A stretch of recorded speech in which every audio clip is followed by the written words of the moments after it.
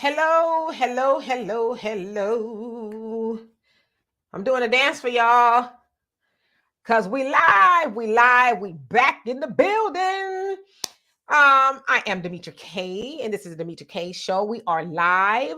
The purpose of the Demetra K Show is to promote Black love, knowledge, and understanding of all things that go on in the Black community to make us an even better people because we are a great people, but we can always strive to do better. I like to say a big giant thank you, hello, and welcome back to Donovan Sadiq, the recovering Democrat, also known as the Black Yul Brynner.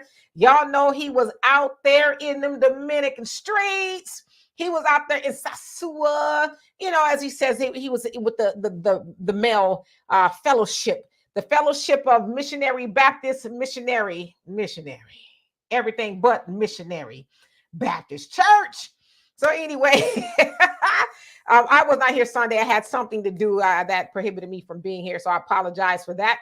But we are here nevertheless. Earlier we did our podcast. I said I was not going to post it until later, but I said, well, I got a little time. So I posted it earlier. If you guys have not checked that out, go check it out. It's a really good one. Talking about Jonathan Major and Anthony Edwards and the shenanigans that they found themselves in. Also like to say a big giant thank you, hello, and welcome to YouTube, Facebook, Twitter.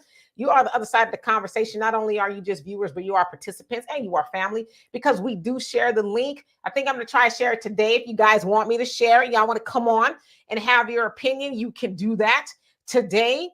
So who do we have on here? Moni, how you doing? Long time no see. She's giving salutations as usual to her brown sugar boo Donovan. Thank you so much for that, Moni. And Rain, how are you doing? Miss B Glam Decor, how are you? Shaniqua, what's going on? I love my, what is it? I love my D Block. Maya, how you doing, by the way?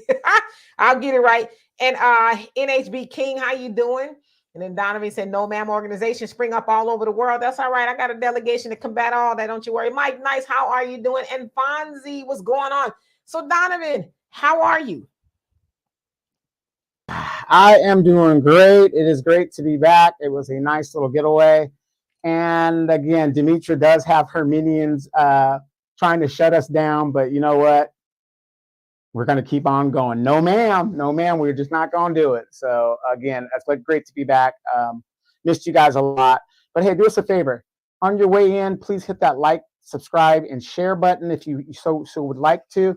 Also, real quick, as you guys know, we can't really talk about the things we want to talk about. So if you really wanted to talk about my time in Sasua, I can't talk to you guys about it here. I have to go to the African Diaspora News app where we can talk and say what we want to say, and you guys can get the real deal rather than the edited version. So that's another reason why we should have our own conversations and our own applications so that we don't have to worry about being censored by somebody else. So do us a favor.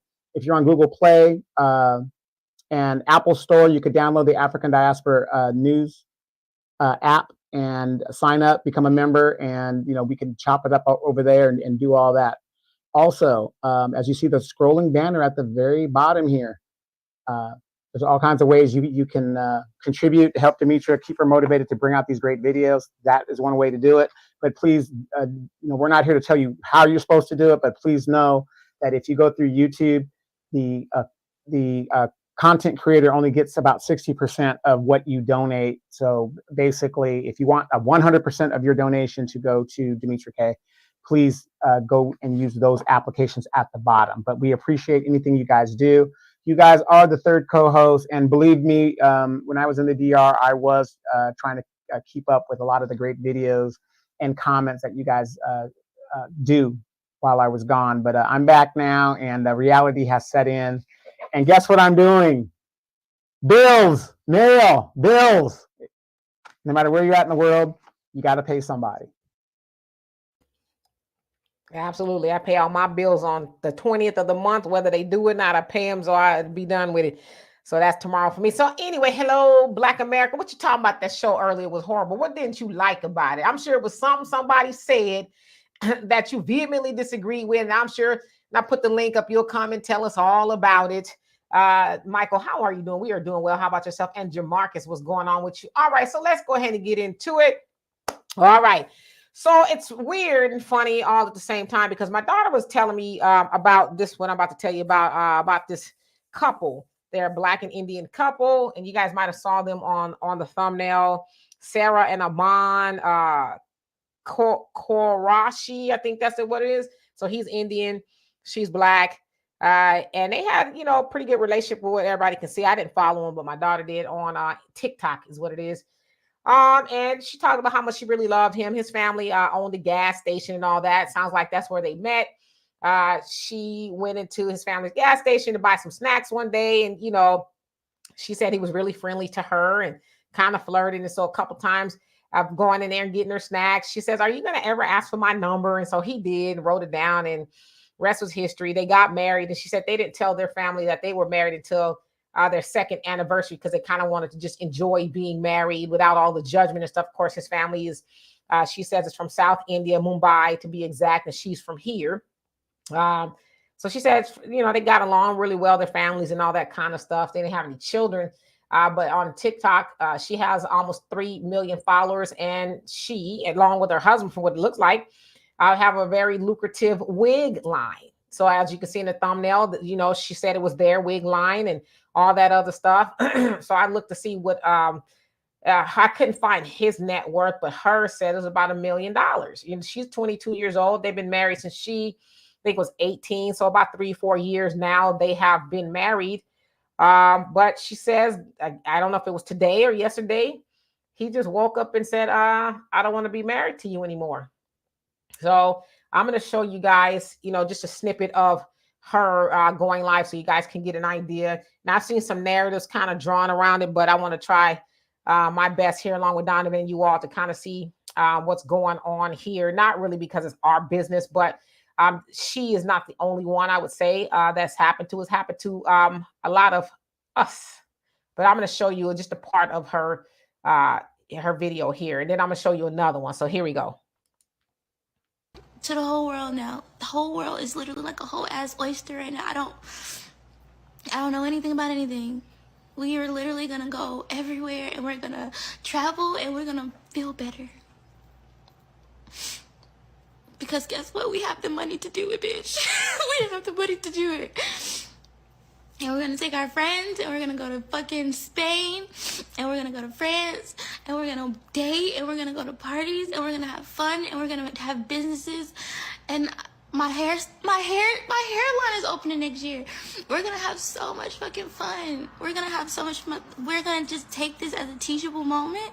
I learned a lot, and I still love mine, and I don't think I'll ever love nobody like that ever again. I don't want to. I want whatever love I exuded to that man, he can keep it forever. I don't ever want to love another human being like that ever again.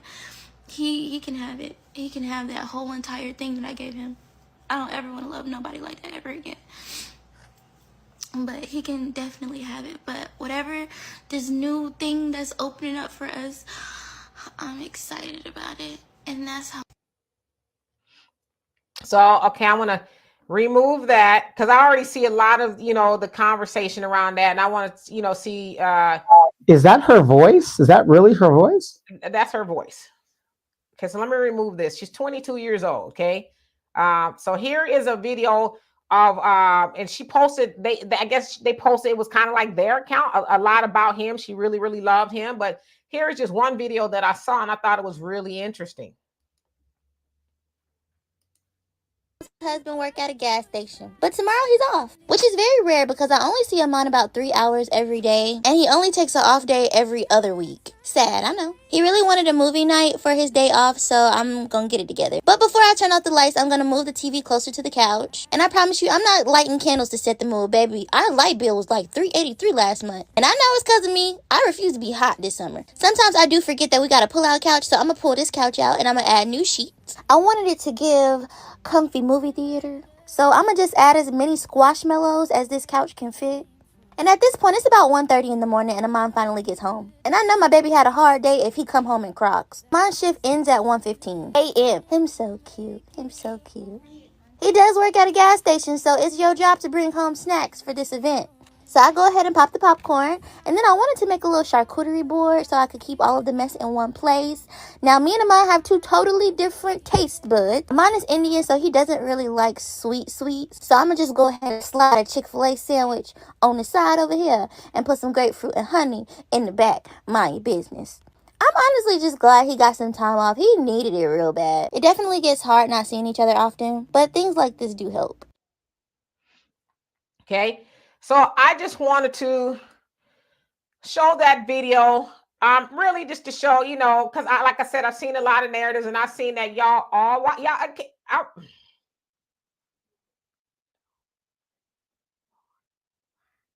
had to think 5 times before I speak, but I'm gonna say it anyway. I can already see what kind of show we about to have. Why y'all followers? Y'all are such followers. Donovan said something about her voice, and y'all been chit-chatting about the lady voice in the comment section ever since. Then y'all think that lady can help how she speak? Are y'all more concerned with her voice or what kind of? See, that's why y'all get kicked in the ass when it come to women, because y'all too worried about her voice. So can she do anything about her voice sounding like that? No, I don't think she can. So that we made a big deal about the woman's voice, but y'all negated. As I was showing y'all the video of how she cared for a man, she acknowledges that he works all the time and she wants to make stuff special for him and all that other stuff. And y'all got off on her voice, talking about, I see why he woke up and left her. And if y'all heard me say, she said they decided to keep their marriage a secret until their 2nd anniversary. So it wasn't like he wanted to hide it. She said they did because they wanted to enjoy their relationship judgment-free. Yes, we know that, typically Indians, they, feel a way about their children marrying outside. And we feel the same way too. So it's not really just one-sided. So I see y'all judging the woman and making her the bad guy. And truthfully, we don't know anything about them other than what they show us. But from what, I could see on their TikTok, it didn't seem like, they didn't get along. He seemed like he loved her. She would pop up in the store. She's, I'm going to get my snacks. And he, it was just a loving relationship. And she said, from what she is saying, now we haven't heard his side of the story. So it could be something else that he woke up one day, said, hey, I don't want to be married to you anymore. So obviously she is very distraught and heartbroken. As y'all heard her say, I don't think I'll ever love like that again. I don't think I'll ever love anybody the way I loved him. Now they both sound like they got their, money. His family's got money. She's got money. She's growing her wig business and stuff like that. But I saw the narrative, and I kind of thought about this too. That Indians they're more traditional in regards to their wives and things like that. And maybe he could have had an issue with her making money, although it sounded like it was supposed to be their money, because there was videos of him, putting her wig on and, all that other stuff. So they just seemed like they had a really good relationship. But again, that's what it seems like. We don't know what his reasons are. But as she was saying there, I'm going to go on. I'm going to be great and do great things. It's not the end of the world. It sucks. But I'm going to go off. I'm going to live my life. I mean, she's 22. You know what I'm saying? So let me get to y'all comments really quick. And then Donovan, I'm going to hand it over to you. But I just want to acknowledge that I see, some of these comments. And y'all know on this show, I really like for us to think. Let's be thinkers. Let's not just go for the, it's like, y'all can't be that easy. You know what I'm saying? Like, let's be thinkers here, All right. So we're, J Class, how you doing? Says Donovan, please stop exposing Sasua. You killing the game, bro. No bueno. Okay. And let's see. I'm gonna just say block. How you say? So he got his passport and left. I don't know. He sounds like he lives over here with his family. Mr. Cass World, how you doing? Say, wow, that's crazy. Black America, you crazy. J Bubba, how you doing? Says rejection babble. Is that what you see that as? Rejection babble? Okay. Mr. Cass, you say the man dumped his woman and I got to sit here and be Mr. Lonely Hearts shaking my head down. Tell me about it. Blocky says she's strong, independent, and don't need a man. She'll be all right. Well, where did you get that message that she's strong, independent, and don't need a man? Is that something that y'all attribute to every woman, that she's strong, independent, don't need a man? As y'all heard me say, he woke up and said he didn't want to be with her. So how did you extract from that she didn't want, she wanted to be independent.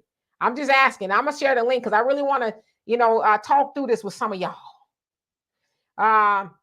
Black American say, I see why he's divorcing her, and I didn't see anything that was very indicative. But again, y'all followed. Grown men, y'all followed. Y'all see what I'm on today. Al, the truth, if I didn't already, how you doing? Says the fact that he wanted to hide her relationship a year long was a flag. No, so again, that wasn't him. They decided to do it. Said the pressure might have gotten to him. I don't know. Blocker says, Cynthia G, where you at, swirling and divesting gone wrong? Well, we talked about that earlier with Jonathan Majors. So I agree with you.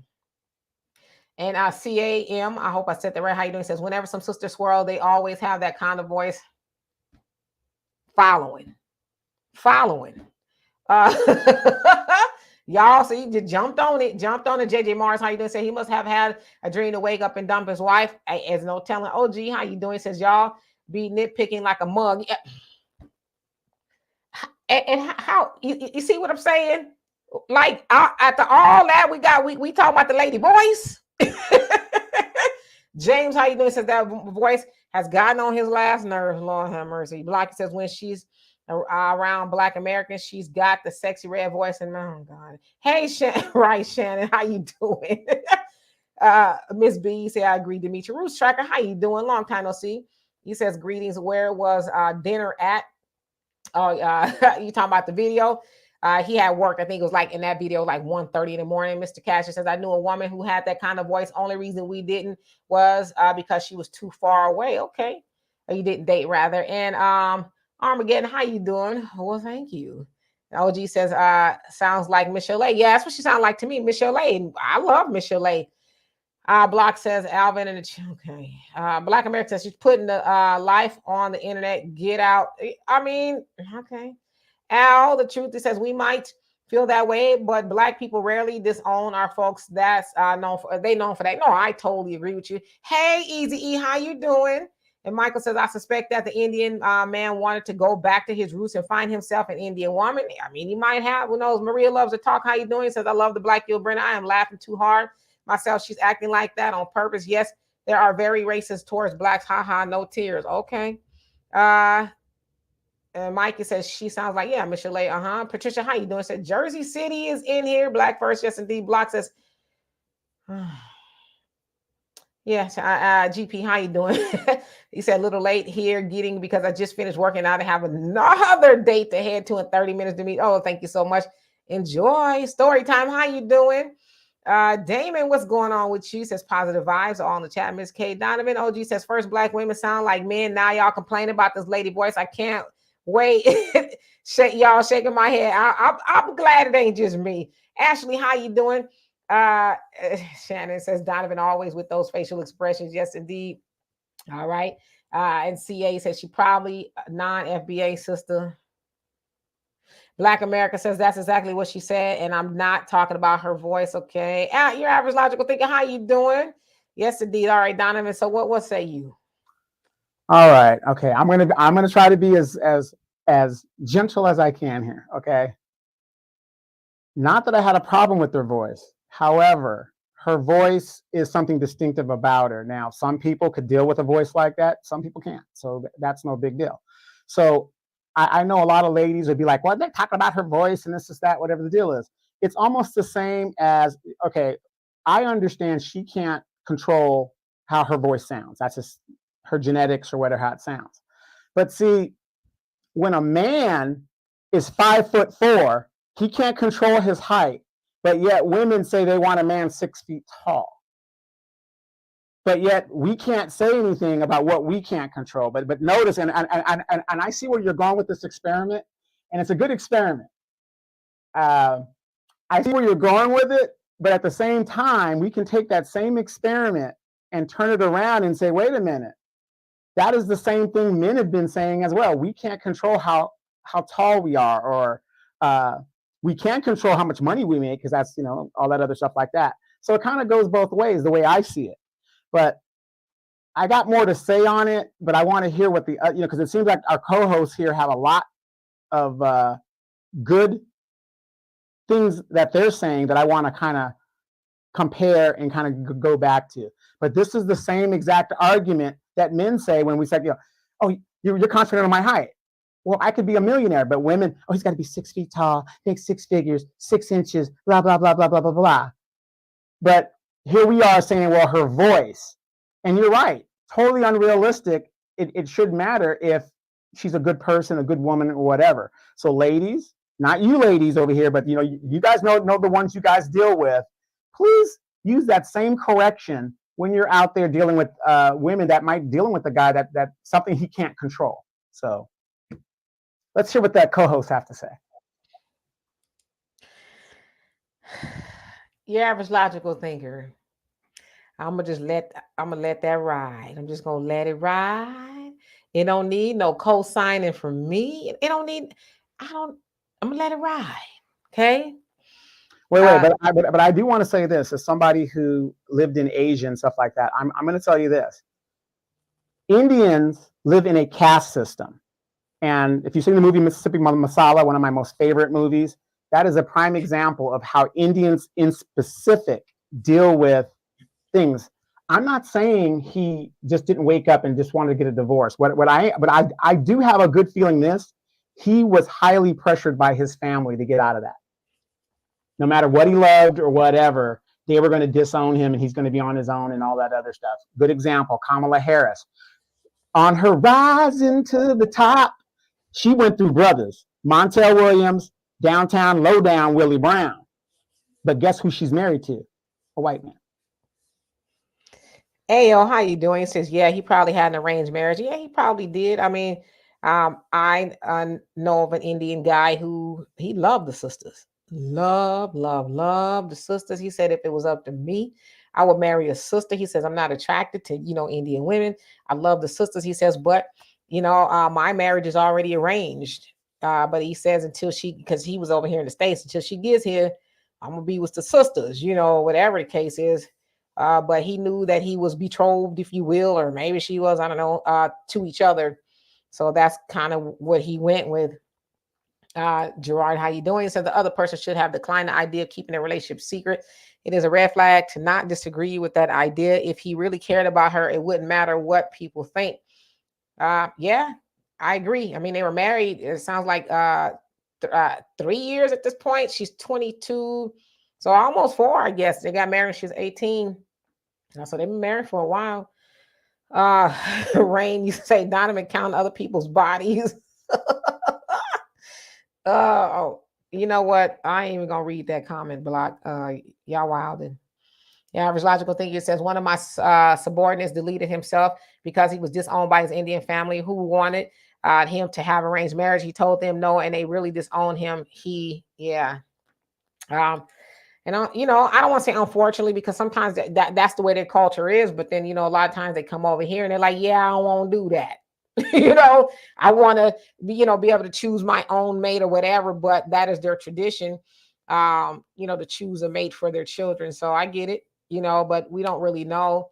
But I think I want to have a larger conversation about, I guess maybe other reasons why that would happen and, really how to handle that. She's very distraught regardless of who it is, it was her husband and she thought they were in love.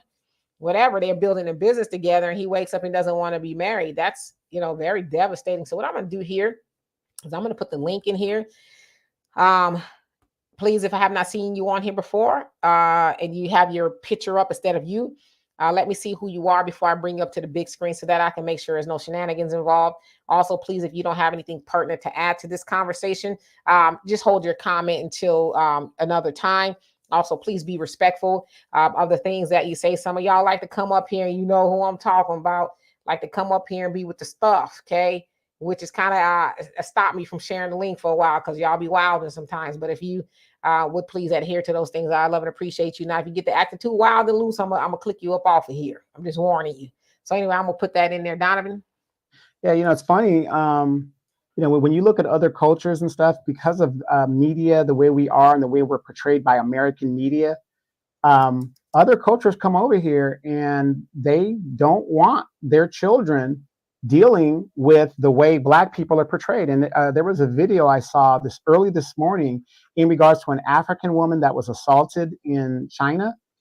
And, nobody came to her aid. No other female came to her aid. She was assaulted by some school guy or whatever that she worked with, and nobody came to her aid.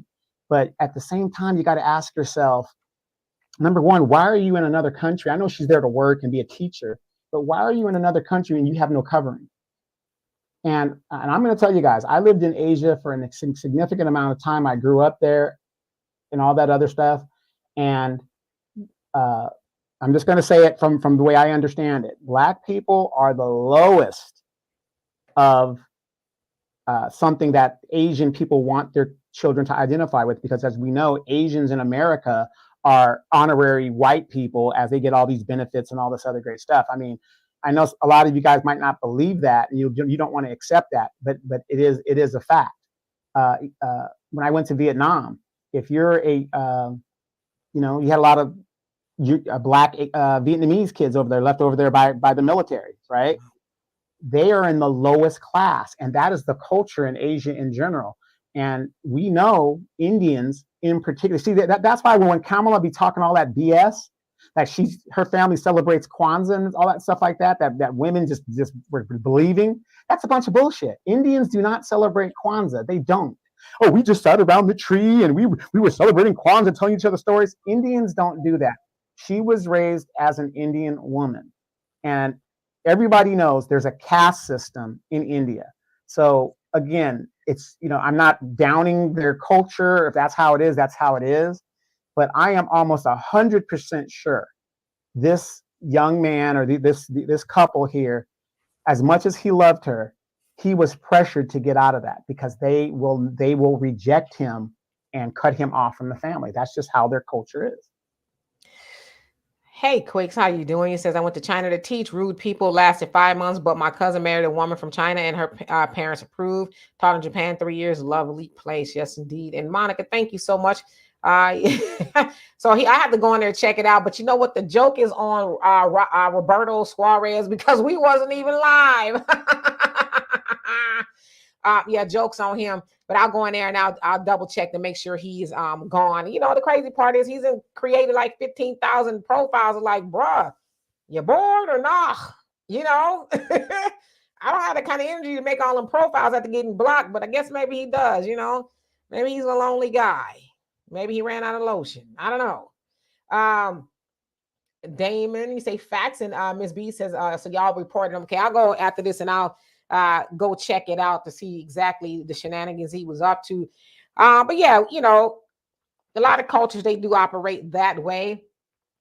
I'm just reading this comment. I'm sorry. Prince of Judah, how you doing? Says, bro woke up from a dream and said no more. I mean, yeah, seems like from what I understand, they, had a pretty good relationship, and it sounds like she was really, I'm caught off guard by that. And Penn, say big data found bunch of dirt on Disney, cut data from those missing Native American women. Oh, yeah, I don't know what that is, but how you doing, Penn? Yeah, Damon, you got that, huh?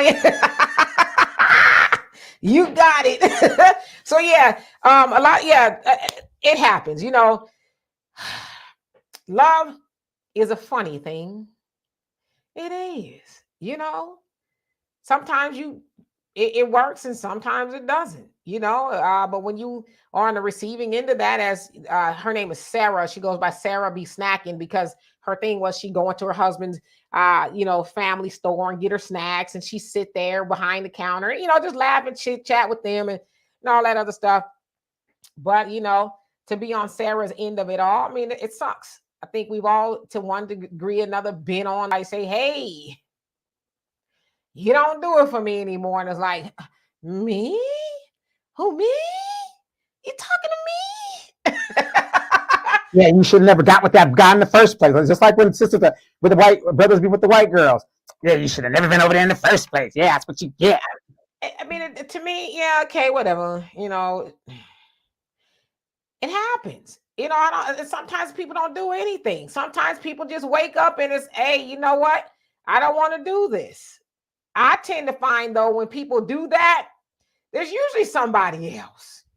It's rarely like, oh, I'm not saying they don't, but for the most part, I found that when people say, I don't want to be with you no more, it's usually because they with somebody else or, something like that. But then that's fine too. But the other thing is you ain't got to lie to kick it. Be a grown up about it and say what it is, whatever. But it's never fun to be on that side of the track to somebody doing that to you. And yeah, it does feel like somebody is doing that to you, especially if you're married, y'all building a life and a business together, and your whole world was each other, and then now I got to look at life differently, like she said. And I believe her when she says, I'll never love like that again. And there's a lot of people who never will love like that again. They pour their all into a person, which I always say, don't pour your all into a person, say something for you, because when we pour our all into somebody and that happens, it's like, damn, I ain't leave no love for me. You got to love yourself a little bit. Don't give it all away. And if you with somebody who wants you to give it all to them, should that be the person you with? That you don't have nothing left for yourself. And so, they're young, they're in their young 20s. And that's why I said too, when I heard about it, I was like, they say marry young. Marry young. Why you young? I'm one of those people. I don't think men and women should marry that young. I think when you in your young 20s, I think go get it all about your system. Go, do what you're gonna do. That way, when you're older, you don't regret it and say, damn, I wish, because a lot of times you hear about older men and women, they marry real young and then they end up messing off when they get older and get out in the streets because they felt like, maybe they was missing something. But, I wouldn't want to be married at the age of 22. Now, my mama was married at 19 or whatever the case is. But me personally, I wouldn't want to be married that young because there's a lot of stuff I haven't done. I like, who am I? I want to really fully get knowledge of self before I go get in a relationship with somebody that's going to be, marriage is supposed to be long term, but I want to know who I am because it's hard to know who you are and then learn who that person is all at the same time. So I don't know. But Dimitri, isn't that the message we're already giving our young people, especially our young ladies? They think they have all this time in the world. They prioritize education and career. And by the time they look at it, they're fighting a clock. And I'm just asking, just a general question. We could chew bubble gum and eat at the same time. Me personally, if I had a daughter and I got nieces, I tell them, prioritize getting married and, and doing all that stuff. My youngest niece now is 30 years old. And now she's calling me talking about, what, uncle, what about this? What do you think I should do with this? It's like, look, I'm not, saying it's over or nothing, but there's nothing in these streets that make you want to go do what it is, you've been doing. And now she's 30 years old and she's like, oh my God, what if I have to show, for, all those years? Yeah, you got an education. She got a great career, but now she's 30 years old. I might get to that. Black America, it's funny you don't have the same smoke for her going outside of her race. I don't have any smoke for her necessarily. I always say, y'all date who y'all want to date. I'm going to date who I want to date, regardless of what it is, But yeah, I know you're talking about in juxtaposition to what we were saying earlier in regards to Jonathan Majors. See, that Indian man did not harm her. The white woman that Jonathan Majors was with harmed her. Y'all know how I feel about it. I love a brother like no other, So, but I can't tell everybody else who to date. But we know, especially with the brothers and the sisters marrying white people, that don't always turn out right. You know what I mean? And as I said, with Jonathan Majors, he got a lot of historical data to show what it might happen, what might happen with dating a white woman. That's all I'm saying. But as far as this woman here, she do what she want to do. She wasn't harmed by him. He just said, I don't want to be married no more. He's allowed to do that. So I hope that helps. As far as, women putting a career and all that other stuff. Yeah, I guess.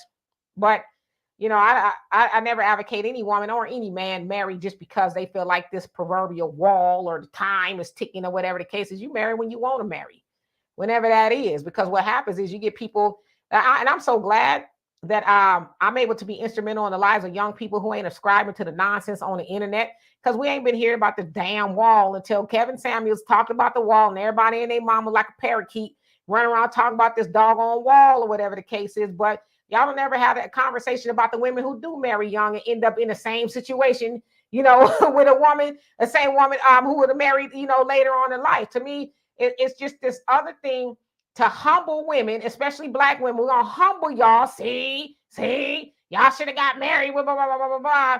whatever the case is, I agree that a career and an education that don't trump a man or whatever the case is, but to try to make her seem like a bad person because she didn't run off when she was 3 and got married. Nah, she gonna get married when it's time for her to get married. Just like a man gonna get married when it's time for him to get married. So it is what it is. Here, average logical thinking says, I don't mean to sound cynical, but I think a lot of interracial couples are for social media, not real love. If you want 1 million subs in less than a year, marry someone outside the race and put mediocre content. I agree with that. I see that a lot. Especially see a lot of sisters with white men, and they got a whole, like I said, a bunch of subscribers, and they are just, oh, he brushed my naps today, or he we took out my braids, and when he learned this new dance with me, it's like watching paint dry. Well, you did see Kamala and the first gentleman hip hop 50th anniversary party they threw at the vice president's residence. He was just standing there. Right. He was like, yeah, hurry up. Michael says East Asians and South Asians don't want their kids to date Black people. However, Southeast Asians are more likely to emphasize approved marriages than East Indians do. Asian, I'm sorry. Got you.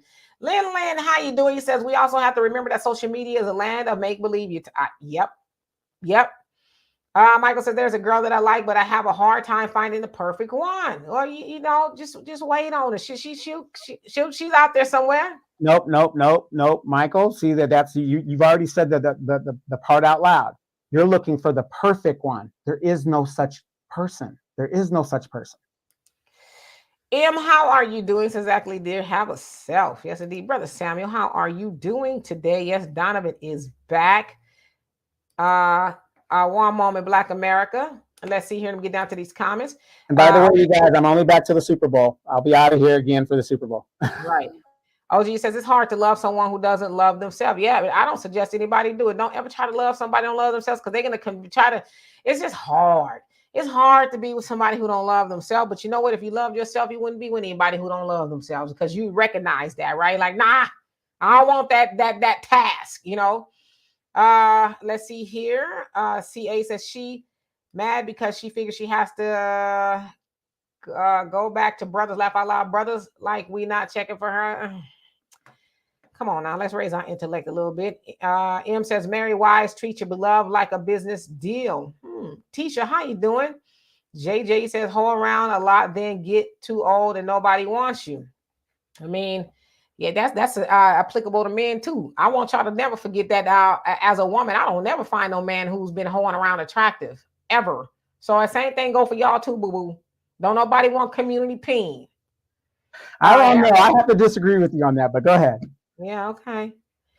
I'm gonna put you up here. 1 second, GP. How you doing? And let's see here. Average logical thinker says, oh my God, 30 is not a death sentence. What is wrong with y'all? 30 is young. May your niece find a nice guy her age who is on the same page.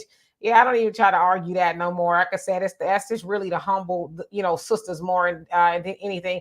All right, so let me just go through here. Brina, how you doing? Who else came on here? Yeah, Miss B, I love my kings too. Yes, indeed. Hello, Miss Tiffany. How are you today? Common man, yes, you made it. Tisha says, with folks insisting the economy requires 2 incomes, women have to obtain a skill, higher degree to contribute to the household. So how can you marry young, have kids, and contribute financially to the household with limited skills and education? See, they don't ever want to have that conversation, because on one hand, they talk about, I ain't taking care of you. You know what I mean? But so she's supposed to go work at Taco Bell, because she ain't got no skills, ain't go to school. She's supposed to work at Taco Bell and take care of herself. I mean, come on. And then, like I said, the brothers talking about, not all, but, I ain't taking care of you. You got to pay half. I can't give up half of a Taco Bell salary. See, and only men that would say that are men that don't have real men in their lives. Because, again, you shouldn't be even thinking about getting a wife if you can't take care of one. See, there's a difference. There's a total difference. Yeah, quick. She said, my aunt got married at 63. Yes, Brina, thank you. Shannon. Let's see here. Monica says, women should never use work, income, or degree to throw in a man's face. Money is to support the family. If he says we need it, if he says we don't, then figure something out.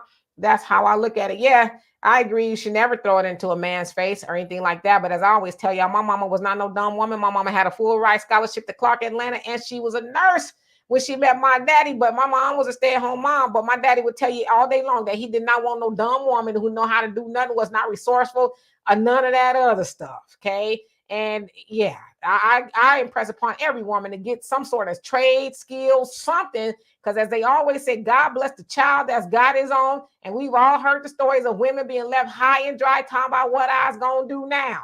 You know what I'm saying? So, yeah. So Black America, what's on your mind? And I'm going to get to your GP.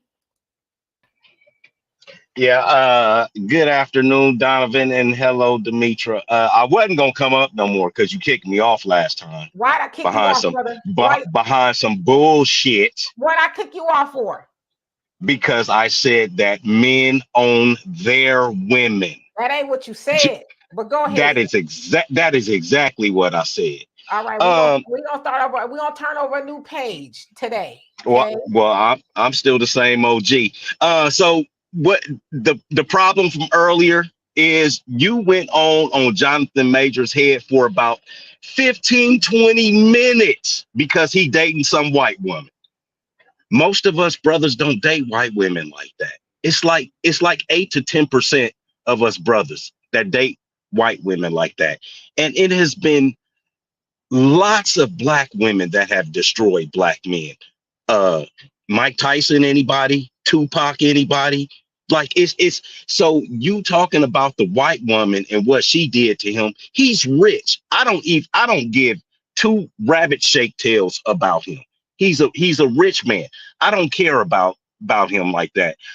But then you have no smoke for this young lady that's dating some Hindu dude. It's like super biased, Miss D. And I just want you to see that. I know you don't, but I just want you to see it. You know what I mean? No, It go back to the feminism stuff. oh no, wait. I hear what you're saying. I think it's fair criticism. However, we are speaking apples and oranges.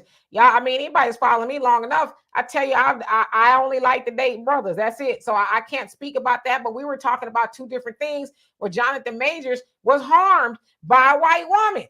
I mean, his whole career has been turned upside down. Plus, he's got a criminal record over, a lie that she told us, keep it a buck. That white woman lied on him. And because she knows who she is in society as a white woman. As far as this lady here dating an Indian, I mean, it's not something that I would do, but we're not talking about the same situation here. So that's why we're having two different conversations. No. Listen to what I'm saying, okay? Because I think you're missing it. No, I'm not. I'm saying we're having two different conversations. One was about No, Jonathan Majors and him being harmed by the white woman, and this lady here being left by. And I heard what you said. Yeah, there's sisters that harm black men too. I didn't say that wasn't the case, but we're having two different conversations. But as far as the vitriol about who she is dating, I mean, like I said, it ain't for me. But we're not having the same type of conversation. That's all I'm saying. okay. I understand that. But nevertheless, what I'm saying is if you see something as a problem for one, she was harmed too. Your voice, I mean, I think your sound cut out. Uh-oh. I didn't do that. My hands are literally in my pockets. I did not do that. GP, how you doing? I'm pretty good. What about you? I'm fabulous. I see you standing up there. You got all that artwork on the wall. Very nice. Thank you. I appreciate you for noticing that. Well, things I'm gonna keep this short. Like I said, I have a date, but thing is, like, I noticed that I see something right there that I think goes on with a lot of couples. A lot of people who are married, they marriage will be on a decline behind closed doors, but then they'll be getting external validation from other people saying they look cute together and they're a good couple, and they'll really stay together when they're in a toxic relationship in marriage just from the external validation they were getting. So people like that really need to stop. The key is to stop giving a fuck.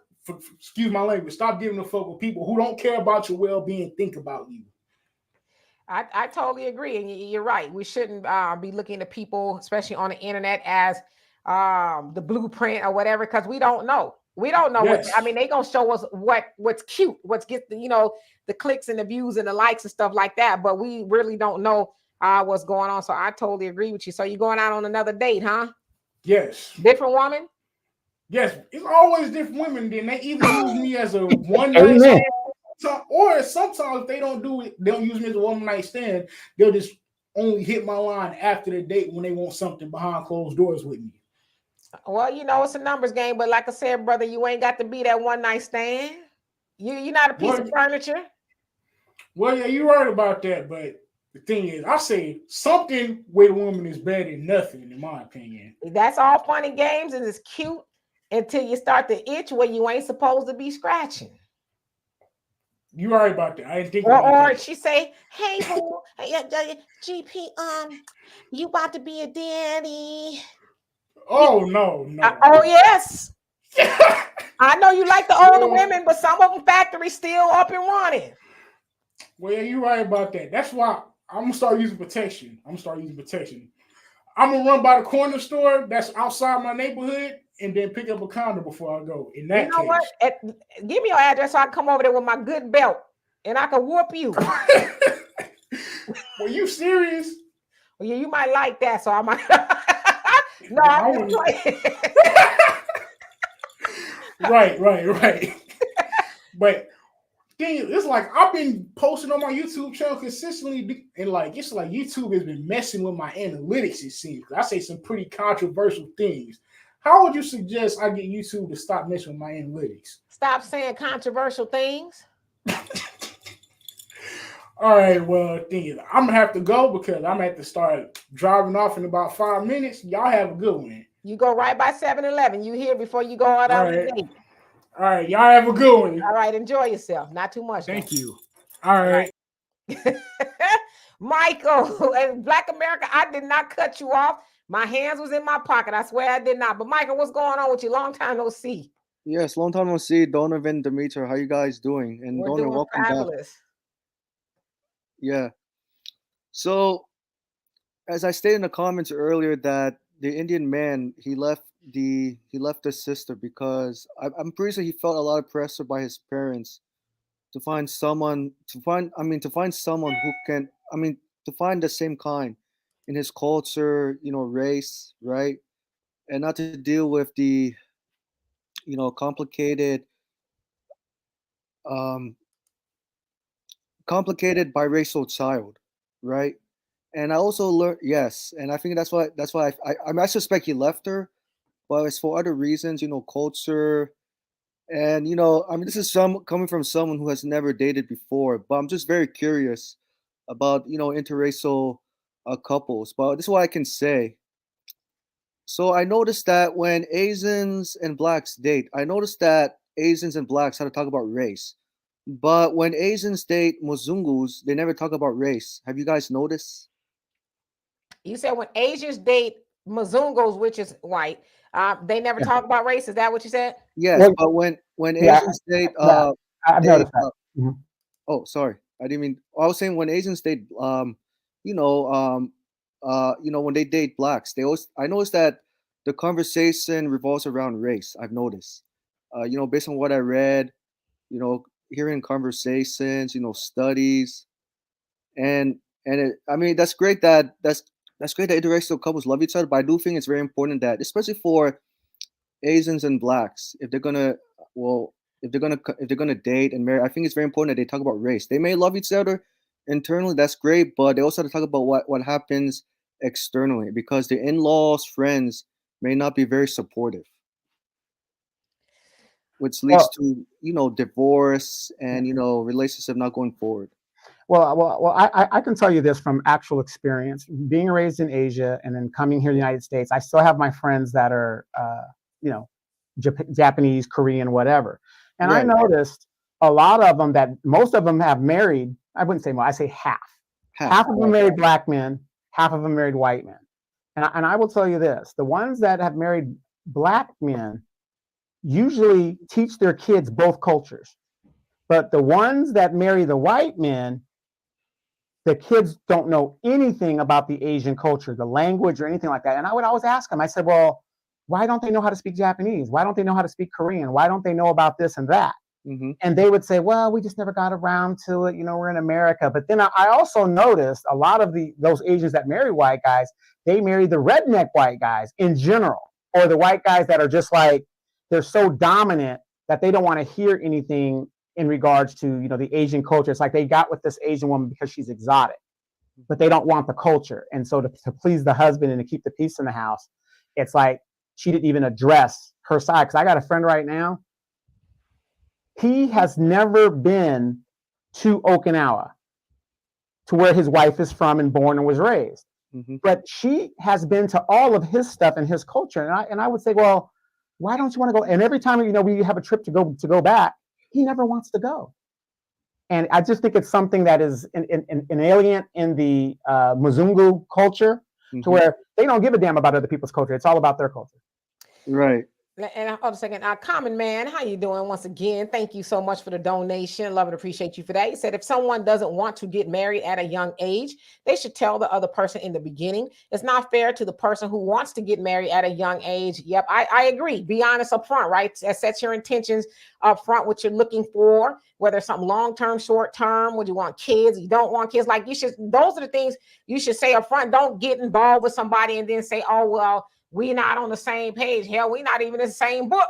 You know, after all, set it in the first time you talk, right? I know a lot of times we want to be cute. You know, let me see yours and I'll show you mine. You know, that ain't the stuff you're supposed to be talking about on the first date. You're supposed to say, hey, yeah, I like you. Apparently you like me, but let's see if we're gonna be able to get past the first date. You know what I mean? What do you see in the future? What do you want? You know, all of that. People don't do that no more. So I totally agree with you. Thank you once again, Common Man and Beach Material. How you doing? It says, sorry, but she was never married in her mind. Yes, she was married, but he scammed her. I mean, I don't know. The dynamics truly of their relationship sound like they had a really good relationship. Again, you know, sometimes it happens. Some people wake up and just say, I don't want to be married. I don't want to be with you anymore. It happens. It sucks, but it happens, right? It doesn't have to be anything deeply rooted or whatever. And I'm sure maybe over time they'll disclose exactly what happened, but it happens. Facts Not Feelings says Europeans want to assimilate to others, not to be assimilated. That's what settler colonials do, and they do it violently. Yeah, Michael, your point about how Asians and white people, they date each other and then race never comes up.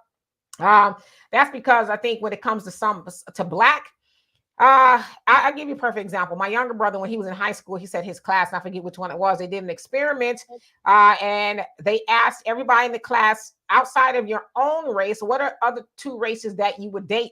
And they said everybody else, he said him and another student in the class were the only black students in the class. Everybody else said something else other than black.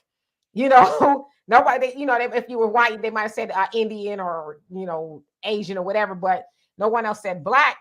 And I told him, I said, well, that goes to show you, you know, black is not really something.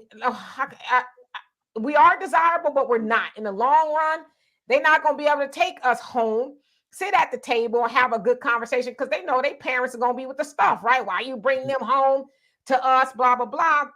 But we, on the other hand, and that's, I think your average logical thinker, you said, you know, we are accepting to everybody, right? Oh, we love everybody. Oh, we accept them because that's what we're taught, right? We're taught as black people, we accept everybody. But knowing, that's why I say I don't date outside my race, because I know damn well I'm not gonna go to Thanksgiving and you know, be able to sit at their table. And, you know, they like me. They might tolerate me. As my daddy say, go where you celebrate it, not tolerate it. Yeah, I'm not going to sit at your table and y'all tolerate me, or might be talking behind my back or whatever. So I'm just not going to endure that.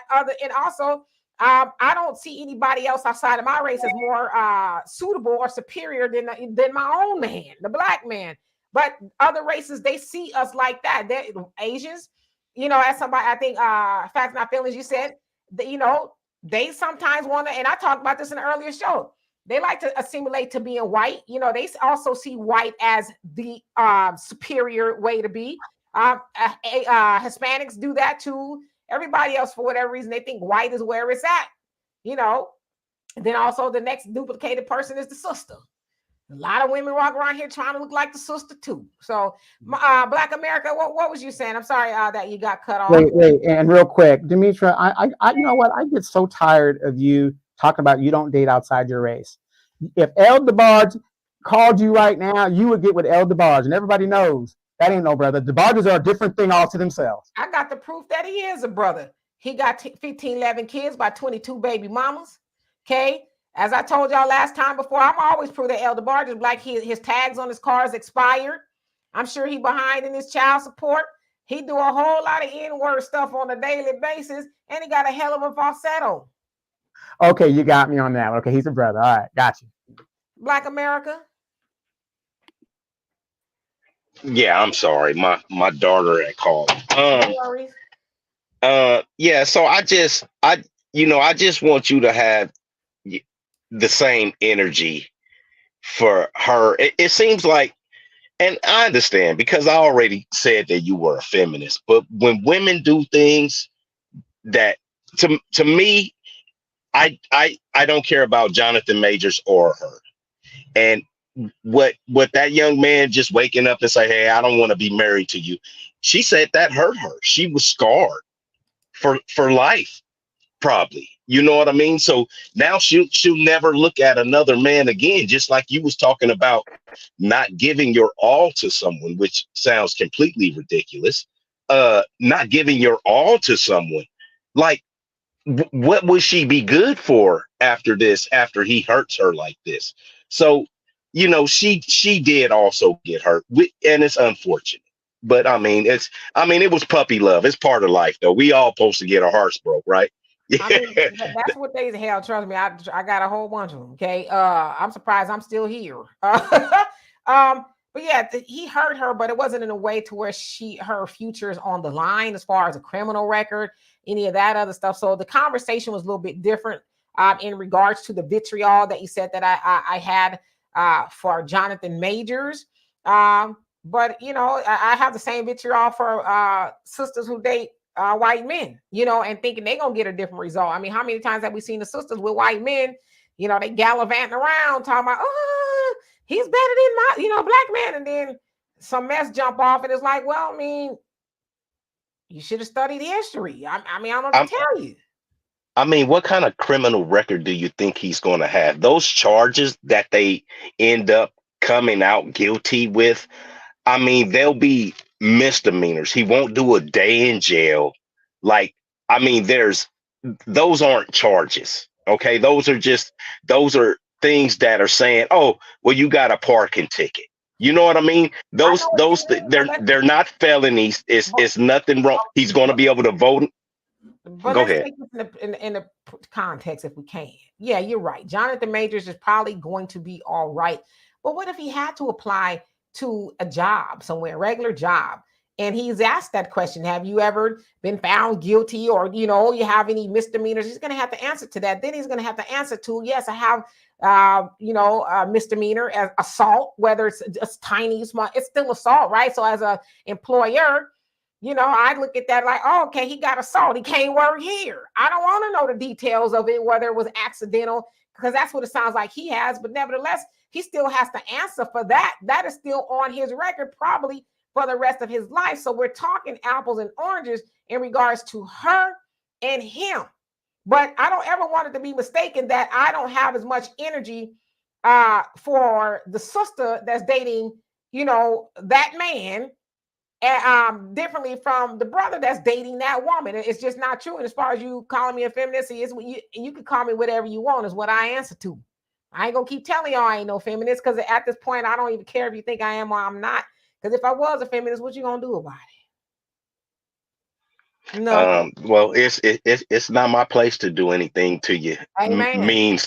your mean surly self. And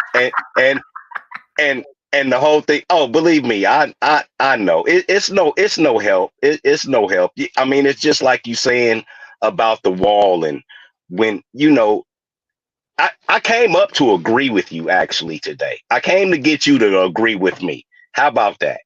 All To right, come to some agreement. Okay. All right. So we're both in our 50s, you and I. And I looked at I have a 6-year-old daughter, right? Mm-hmm. You didn't know that. Now you do know. You So I have a six. 5 at the time, I think you said. Right. So I looked at a picture from the day she was born to now. Okay. And I looked at myself, and you know what I said? I said, damn, I'm old. Can you agree that men and women, we look worse with age? Can you agree with that? I cannot agree. Some people do, yes. Not everybody. I agree with you to some degree. The I guess we just can't. I can't see you thinking that Holly Berry or Naomi Campbell or look as good as they did 20 or 30 years ago.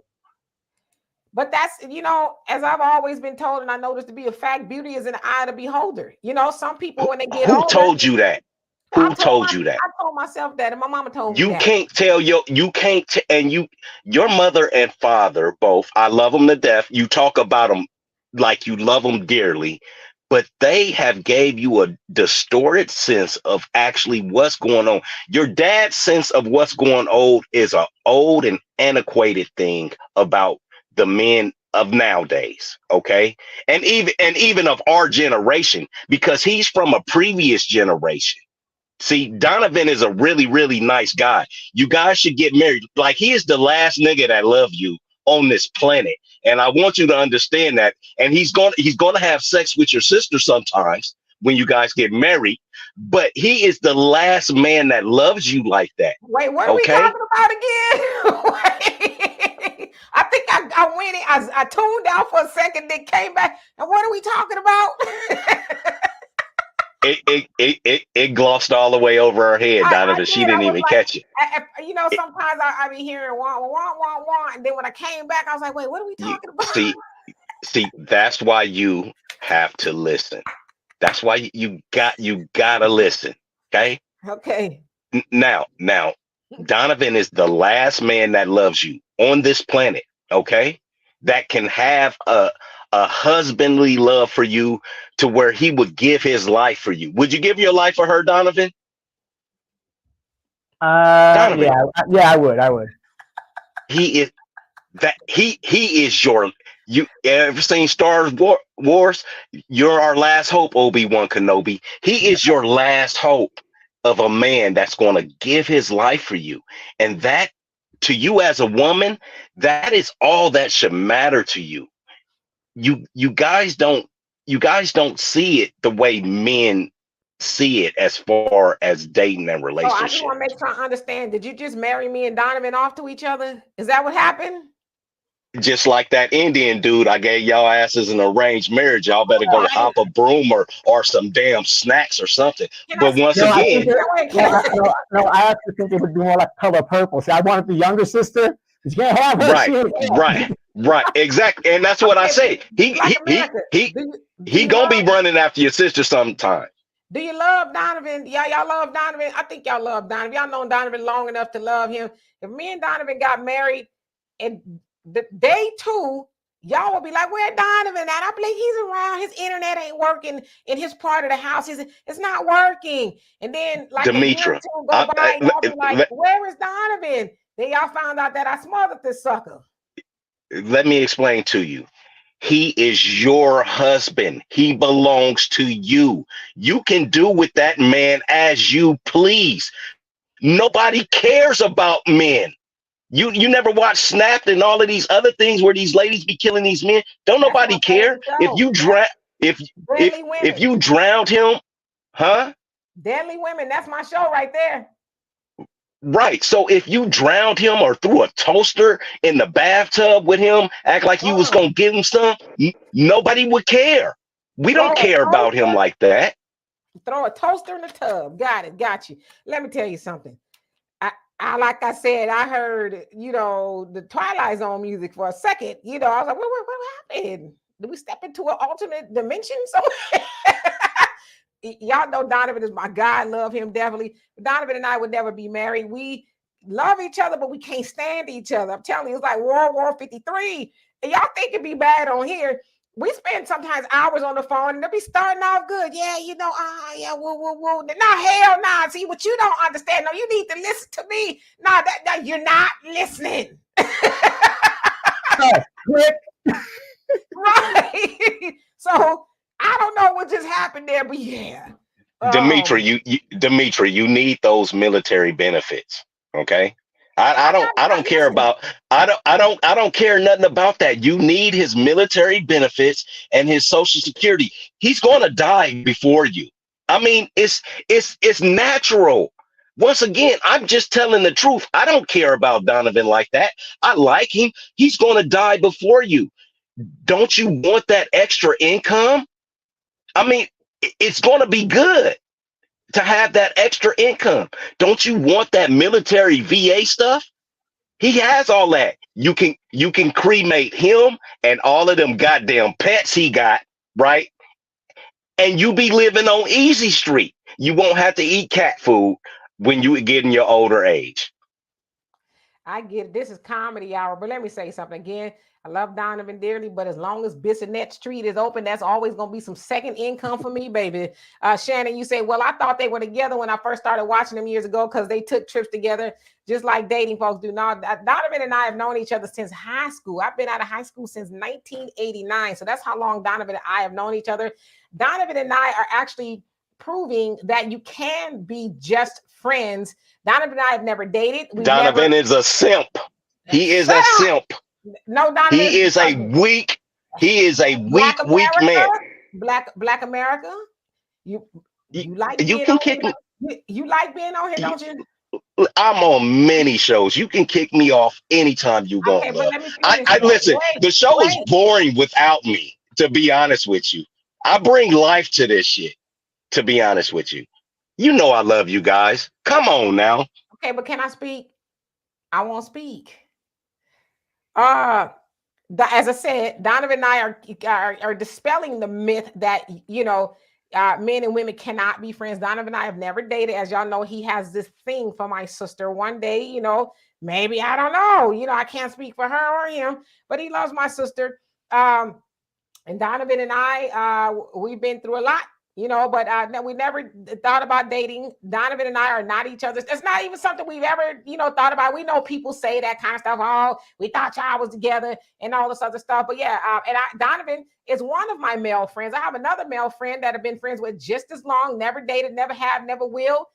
People always accuse us of dating and this, that, and the other. And I have a lot of male friends that I'm really just strictly friends with. But I know in a lot of people's minds, Shannon, I'm not saying this about you. But I know a lot of people think there's no way that they ain't did nothing, or just because I'm not built that way. I'm the type of person, I can't be just lay down with somebody. I never believed in the friends with benefits where we hop into bed and wasn't no. Yeah, I've lost a lot of friends because of Dimitri. Some female friends, they just can't stand Dimitri. Yeah. Let's talk about that, Donovan. Most of Donovan's female friends, they hate, like, why? What did I do? We're not together. You know what I'm saying? I'll be trying to tell Donovan, I think she like you. Yeah, why don't y'all? Nah. Donovan, you know, you and I know why that is, right? We do know why that is, right? Absolutely. Okay, so I don't even know why you put up with Dimitri. Like, why are you doing this to yourself, bro? Like, seriously, like, I understand.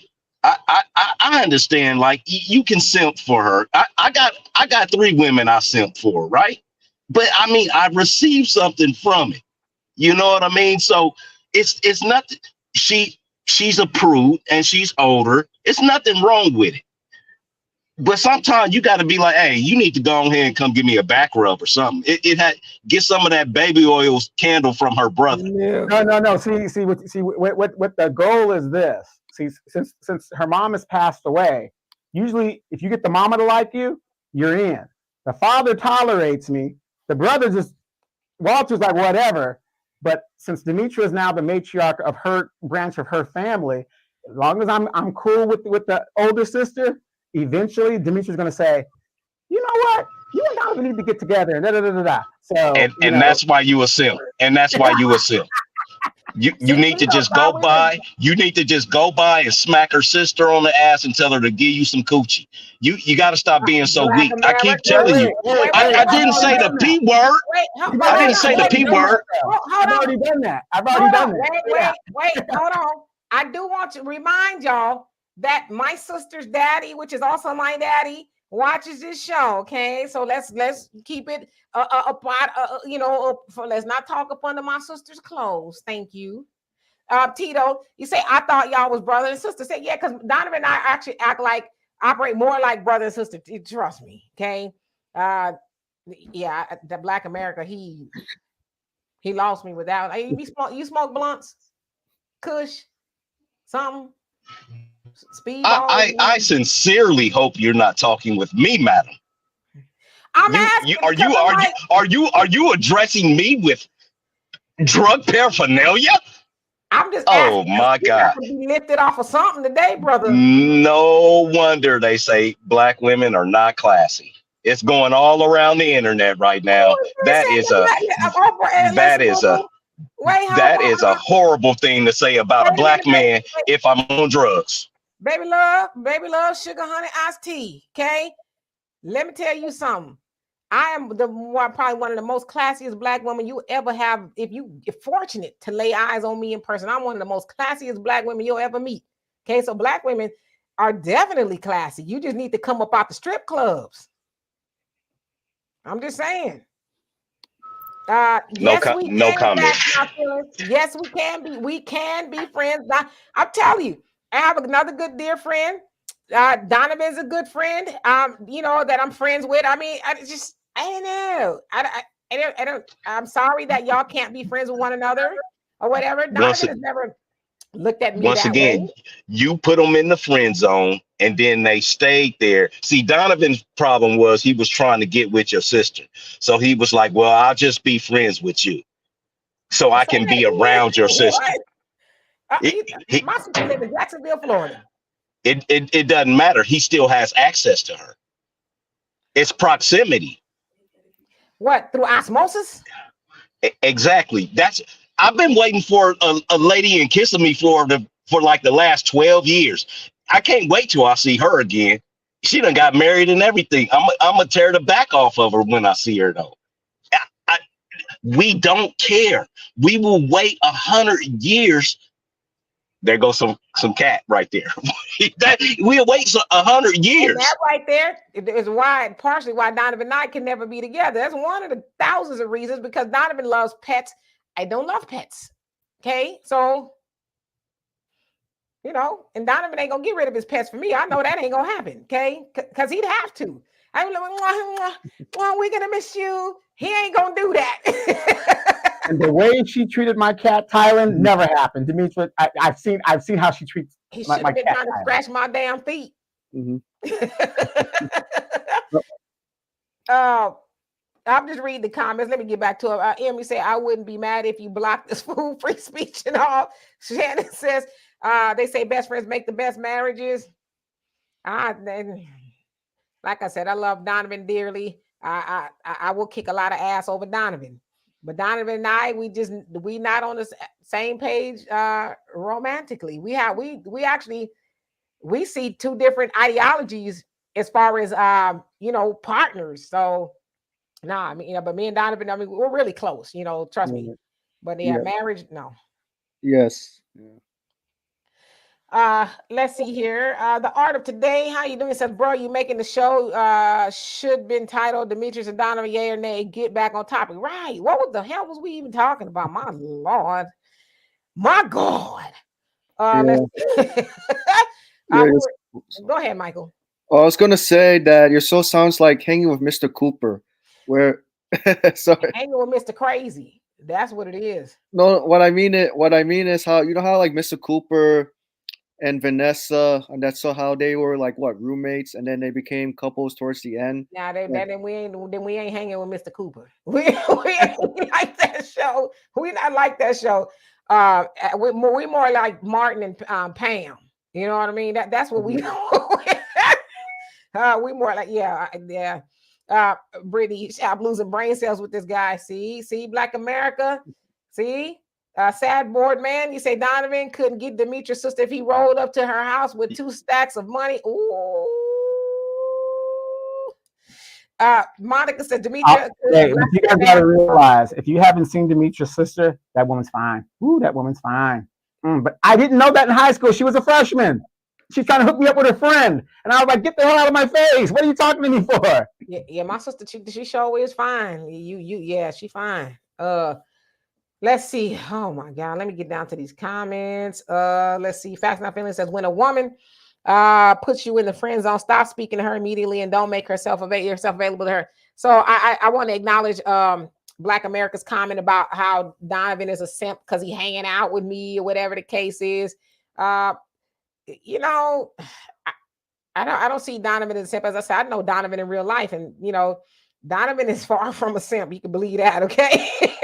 When I say Donovan got a mean, not physically, okay? Donovan is all business, and he's a softie as well.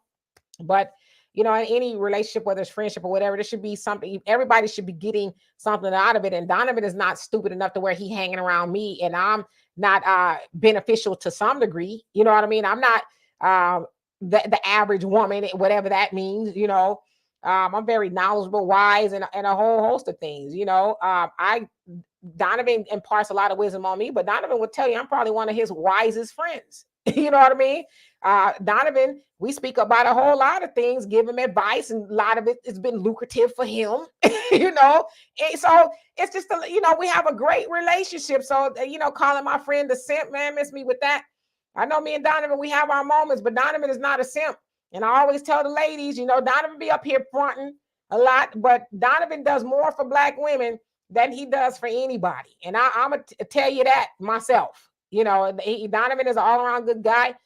And I know a lot of y'all be like, Donovan be up here tripping or whatever. But and as I said, I'm not going to hang around somebody who is a bad guy. And Donovan is far from a bad guy. Trust me on that.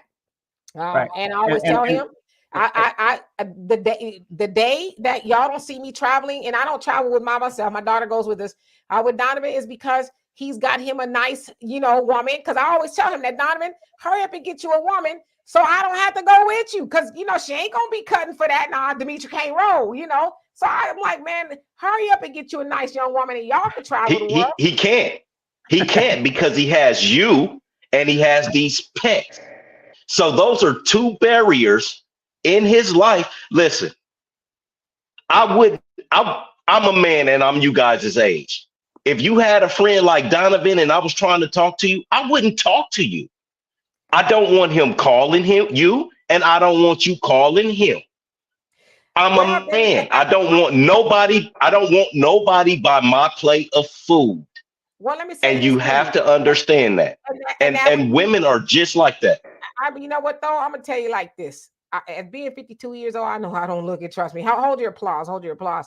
I've been there and done that. Okay. I've been in relationships with men who wanted me to cut off my good friends who were males, and I did that one time, and I regretted it, and I'll never do it again. And anybody I'm with, I'm like, if you're insecure with me having male friends that I love dearly like brothers, then you're not the man for me. Of course, obviously we'd be respectful or whatever the case is, but if Donovan met a woman and she didn't want me around, that is Donovan's choice. I would never say you can't cut me off.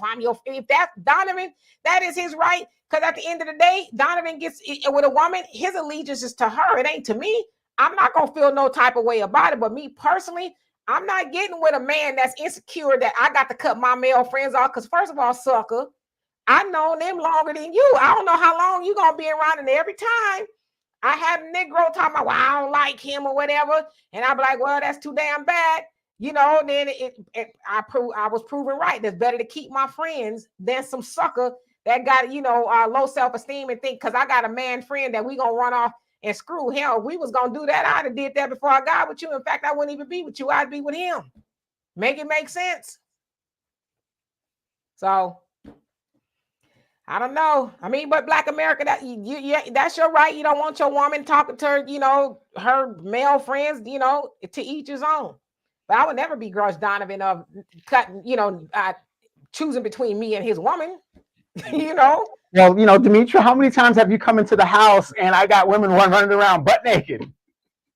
More times than I care to even talk about. I'm like, bruh, y'all know we was coming over to do the podcast, right? I'm just saying. The art of today said Donovan is extremely intelligent and smart. I don't see simp, but dude who called him that sounds simp. Yeah, Donovan ain't no simp. Black America up here acting crazy. Yeah, for those of guys that really know me, I am straight business when it comes to that. I'm up here joking and stuff because it's good for my mental and stuff like that, and it helps me express myself. But if you really know me, I'm a serious person, especially about my money, especially about how I run about and I handle things. So, but don't get me wrong, I'm very private. So, like I said, I just told you, Demetra's a witness. I date some women that are highly beautiful and all this other great stuff, and it's an amazing thing. But being a man, it's good to have female counsel when you need advice in regards to things that I can't see. Because you got to remember, I wasn't raised here in the United States. So a lot of things that Demetra tells me is things that the game here in the United States, I wouldn't know anything about because I wasn't raised here. So she would tell me stuff that I would never even see.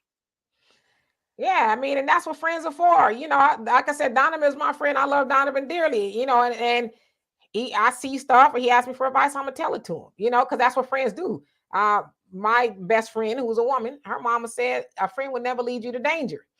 So if Donovan asks me something, I see something, I keep it real with him, because at the end of the day, Donovan will tell you, I want to see him, in a good relationship, because I think he deserves to be in a relationship with a woman who loves him and, is all that he's looking for. I believe that, and I know Donovan is not some of these suckers on the internet talking about, oh, I'm gonna do this for a woman, I'm gonna do that for a woman. I know Donovan is about that life. Donovan don't want his woman working.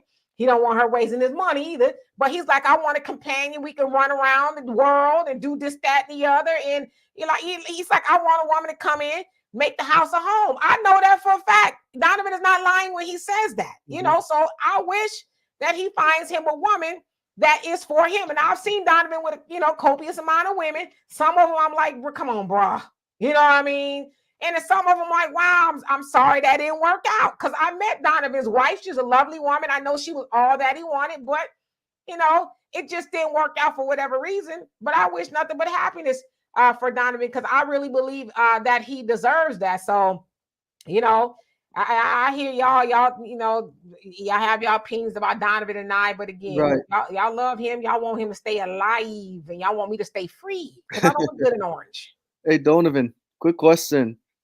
I want to ask you, so if you were to get married, what's your view about a woman having male friends? Just very curious. Well, it all goes back to your security. Like I said, in my sexuality, I'm very secure. If a woman tells me that's her friend, that's what I'm going to accept. As simple as that. That's her friend, and that's it until I see different. And then once I see different, Demetra will tell you, I'm a totally different person. I know all you guys see me joking about Ike and Tina and stuff. Demetra will tell you that is my personality. I am very tough when it comes to my relationships and stuff like that. I mean, I don't abuse my woman like that, right. But I'm very black and white. But I give my woman the benefit of the doubt all the time. If you say that's your friend, I'm gonna take you at your word right then and there. And the other thing too is, as far as facts not feelings, I saw you say you don't want your woman to have friends because male friends are backup to a woman. Many women also screw around with male friends. That's why most male friends stick around, and that's not true. I'm gonna tell you that right now. Some, but not all.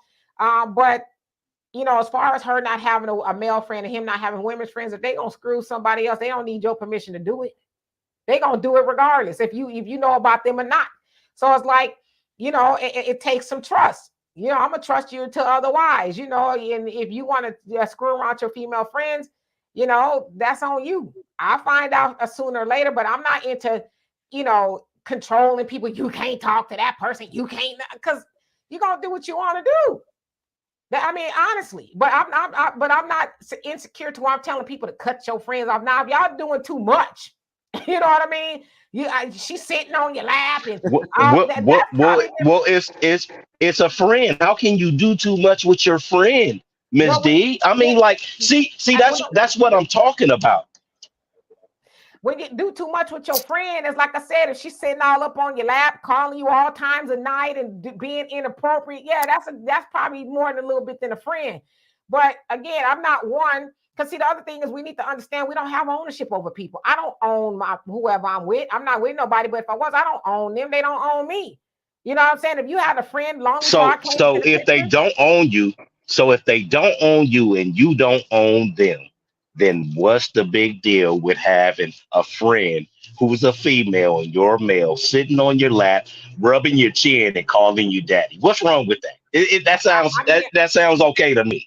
I think you're trolling for real. I don't even know how to respond because I just think you're trolling. You know what I mean? You like to take the molehill and turn it into a mountain. It's like, bruh, you come on. Buckhorst says, would y'all like to be married again? I would like to be married again. Yes, I would love to be married again. Yeah, Shannon, Donovan wants my sister. Yeah, he's never made that a secret at all. And she knows it, you know. Yeah, no, like I said, she's going to slip up one time. All I need is one time. That's it. And Dimitri, I have a question for you. Sure. Don't want to interrupt. I know you're reading the comments. Mm-hmm. Let's say if you do get married, right, and you do decide to become a homemaker. My question is, how you gonna find quality time spending with Donovan as friends once you're married? Because you know what they say, once you're married, it changes everything. I mean, Donovan and I, Donovan is in California. I'm in Texas. And, Right. we spend quality time doing this, believe it or not. When we log off of here, sometimes we be on here 20, 30 minutes talking. And, so we'll spend quality time. But the thing is, I think a lot of times people think friendship means being around each other all day, every day. Sometimes you might not speak for weeks, but that don't mean we're not friends nevertheless. I mean, when you get in a relationship, of course, there's boundaries, right? And if you get in a relationship with, he gets a relationship, I get in a relationship, we understand, well, I ain't heard from him in a while, whatever, outside of what we do, because he's got a woman. Because I'm not going to be trying to assert dominance. Well, Donovan, I'm your friend. And why you? Nah, you doing you. Because I listen, as much as Donovan would be invested in his relationship, I'm going to be invested right behind him, wanting to make it work. I'm not going to be that, friend that's, always in his ear. Well, wow, she don't want you talking to me. Nah, I get it, boo. That's your woman. We holler when we holler. Well, what about this? Okay, I'll give you guys a good scenario. Me and Dimitri, we've been doing podcasts and stuff for over 6 years together, right? She started out and I said, hey, come on, let's do this, whatever. I built the studio in my garage, right? Then out of the blue, she tells me she met this guy. And I was like, okay, whatever, okay, that's good. Okay, great. What's going on? Oh, he's from Houston, this, that, that. He would come and visit. They'd come by my house and, I introduced him to him, like the guy. Really great, really great. And, it's kind of like sometimes you got to meet the person and get that vibe from them to see if there's anything there. And so, her ex, I didn't have a problem with him. I'm like, hey, he's cool. Hey, we like each other. Everything's great, right? So I go and this is before the COVID. So I get this studio, right? How many episodes did we do in that studio? 3? I think 2, 3. Yeah, 2 or 3. Just got this studio. I mean, this high tech, everything we needed to do this studio. Demetra comes up to me and she says, Donovan, I'm moving to Texas. I said, what? I'm moving to Texas. Now, you're talking about Abbott and Costello. You're breaking up a good team here, right? But in the middle of that, though, the pandemic did happen, so we couldn't do it. That's when nobody could touch anything or anything. So we started doing it over here. Then Hector died because that was the guy who was over the studio. He died from the COVID. Right, he died from the COVID. And but so Demetra comes to me and she says, hey, I'm moving to Texas, whatever. And I sat her down and we were talking and I said, Demetra, are you sure this is what you want to do? Blah, blah. She had talked to her dad, she had talked to her sister, her brother. We all, because we're like one big family. We're like, okay, sure. And when she told me that, I said, I hate to see you go, but if that's what you want to do, you go right on ahead and do that. And good luck, and keep in touch, and we can do this Zoom thing or whatever we could do and keep it going. And that's how it's always been. Never once did I tell her, oh, he's a terrible guy. Oh my God, I'm jealous. Oh my God, no, he's doing this, whatever the deal is. Hey, you know that man better than me. I want to see you happy because I did see her in her last marriage and how that affected her. Hey, I want her to be happy. She packed up her stuff with her daughter, got in a car, went. I said, hey, make sure you call and let me know you made it safe and stuff like that. And it's always going to be like that. And now she's in Houston. What do I ask you all the time? When are you coming back? What's happening? But she's determined to be where she's at, which is fine. But long story short, but when you're really friends and it's more of a family type thing, because technically Walter and I were actually the friends, because me and Walter were in government class together. Because I only went to the school for one class to get my diploma, and it was Walter and I. As a matter of fact, Demetra kicked me out of the Black Student Union because I thought that was a bunch of bullshit. No, so He was raccooning. I'm just playing. so Demetra and I are more like family. It's more of a family dynamic than anything. Even her sister, as fine as her sister is, it's more of a family dynamic thing. So yeah. And let's see here, facts not feelings. You say, I once got involved with a woman who had that had male friends, no female friends. It was the biggest mistake of my life.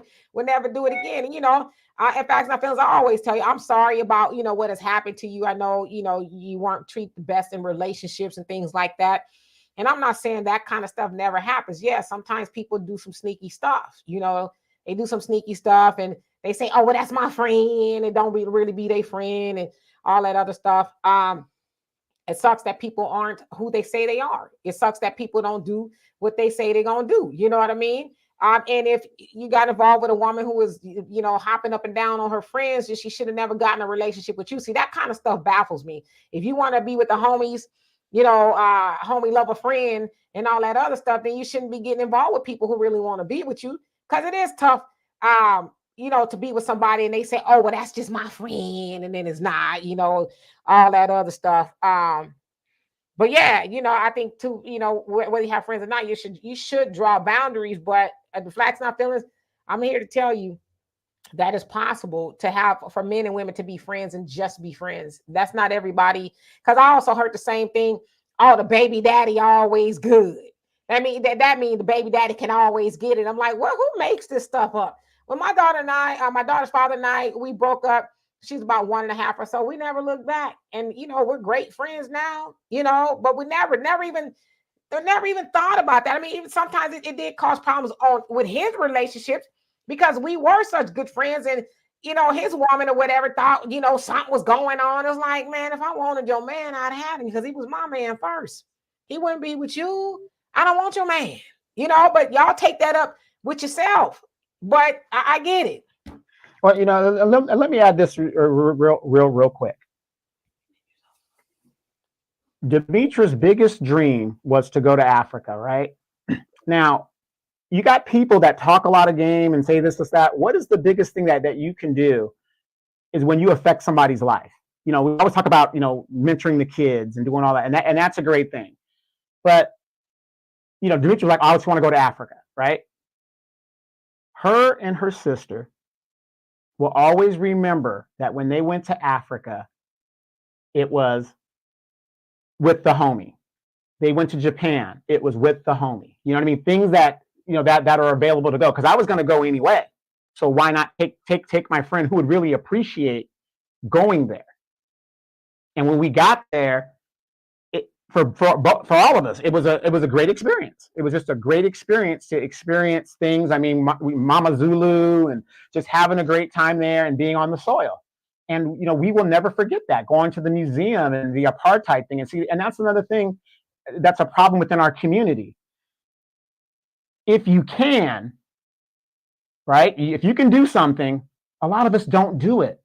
Sometimes you just do stuff just because you can do it. Why not?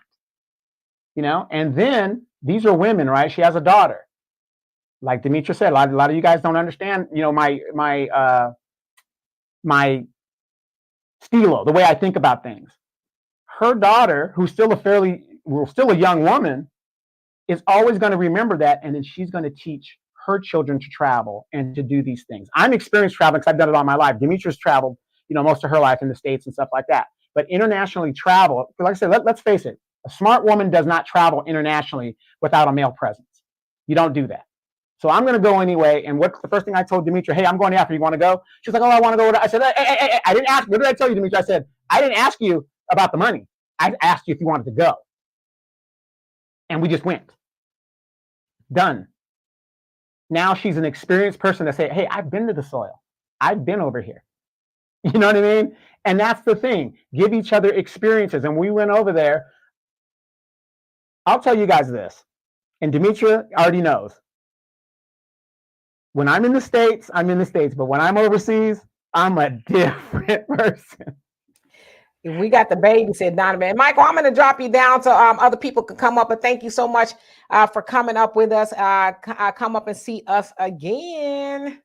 Yes, thank you so much. I wish I could ask you one more question, but I know Really, time's make up. it quick, brother. Make it quick, because I got other Okay, people who want I'll to come make up. it quick. What's your advice for a Black American man dating an Asian woman, and he's trying to educate her about cash payment reparations for ADOS? My honest answer, Michael, is I see that's kind of, and I know there's some Black people you got to explain that to as well, but that's just a tougher conversation having that with somebody who is does not understand where you come from and share the same experiences.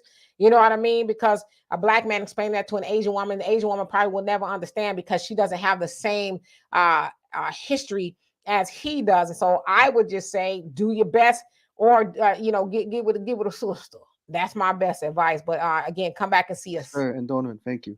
You're welcome. All right, so let me remove Brother Michael. There you go. So anyway, let me jump back into these comments. The facts and feelings, you crazy. Talk about we can be friends. And Shannon says, hey, I want to travel everywhere like Africa too. Yeah. If the opportunity presents itself, Dimitri, what did your brother tell you when you were about to go to Africa and you were like, hey, I'm thinking, what did he tell you? Well, I'm gonna just be honest with you. I was in a relationship when I went to Africa, and he kind of had an issue with it. I'm just gonna keep it real. He had an issue with it. So I talked to my brother about it, and my brother Walter, y'all know Walter, he I was gonna say something else, but ladies don't talk like that on the internet. Walter's no nonsense. He says, you go. He says, what the hell? Go.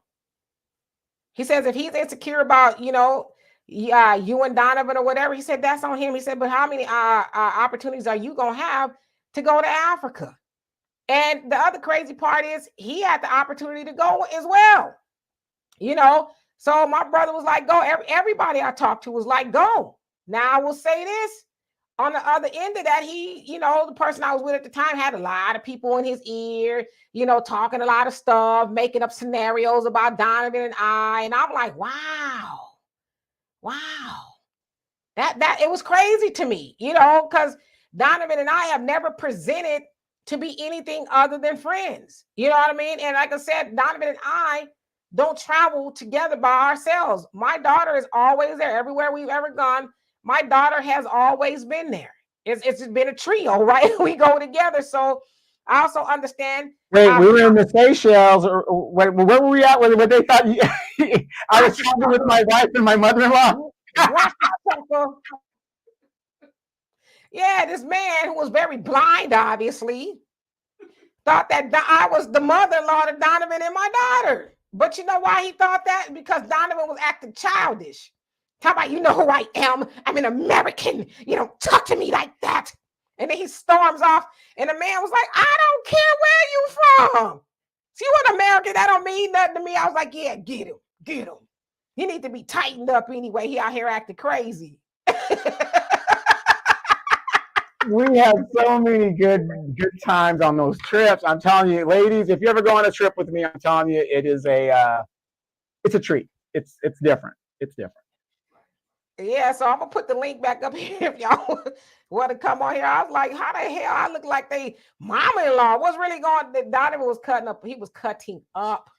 I was like, you about to get put in a headlock by this man who was much bigger than you, okay? Because he said, I don't give a damn where you from. Okay, I'll put you in a pretzel figure eight and a pile driver right here on this dock while you're waiting for your taxi. And I was kind of there for it. Like, yeah, he probably deserves a pile driver right about now. Yeah, but Dimitri, what you're not telling them is, as we're trying to get off the damn plane, you're about to get into it with the white South African chick. We're going through customs, and Dimitri is ready to just throw down. Because she was getting on my nerves. I'm like, listen, I'm not from South Africa. I'm from South California. Okay, we do things a lot differently than they do in South Africa. See, in South Africa, they put up with all that mayonnaise, but it's in SoCal, hell to the no. Hell to the no, okay? We don't put up with all that. She talking about we leaned our seats back. When you pay for a seat, you can lean it back as far as it'll go. We leaned the seat back, talking about, could you mind putting your seat up? Can you not lean your seat back? I wish I could have leaned it back farther. And then, she kept on chit-chatting. Fine, you do all you got to do. But, when you get off the plane, it's this row, then that row, then that row. She thought she was going to barge past me. I was like, oh, hell no, spaghetti noodle woman, you. So she was in my way. She would not move. And I snatched my suitcase, my little carry-on bag off the overhead, almost took her head off. Oh, watch it, be careful. I said, you be careful. I thought we were going to stay a couple of extra days in the Seychelles to clean this international incident up. Because it was about to be an international. I ain't over here working, sis. I'm on here on holiday like you. I'm on a holiday too. Or you ain't going to be talking to me crazy. I got a lot of patience. But when it comes to them, I'm like, no. Because see, we paid her for a lot of money to be at the Seychelles right with you. Okay?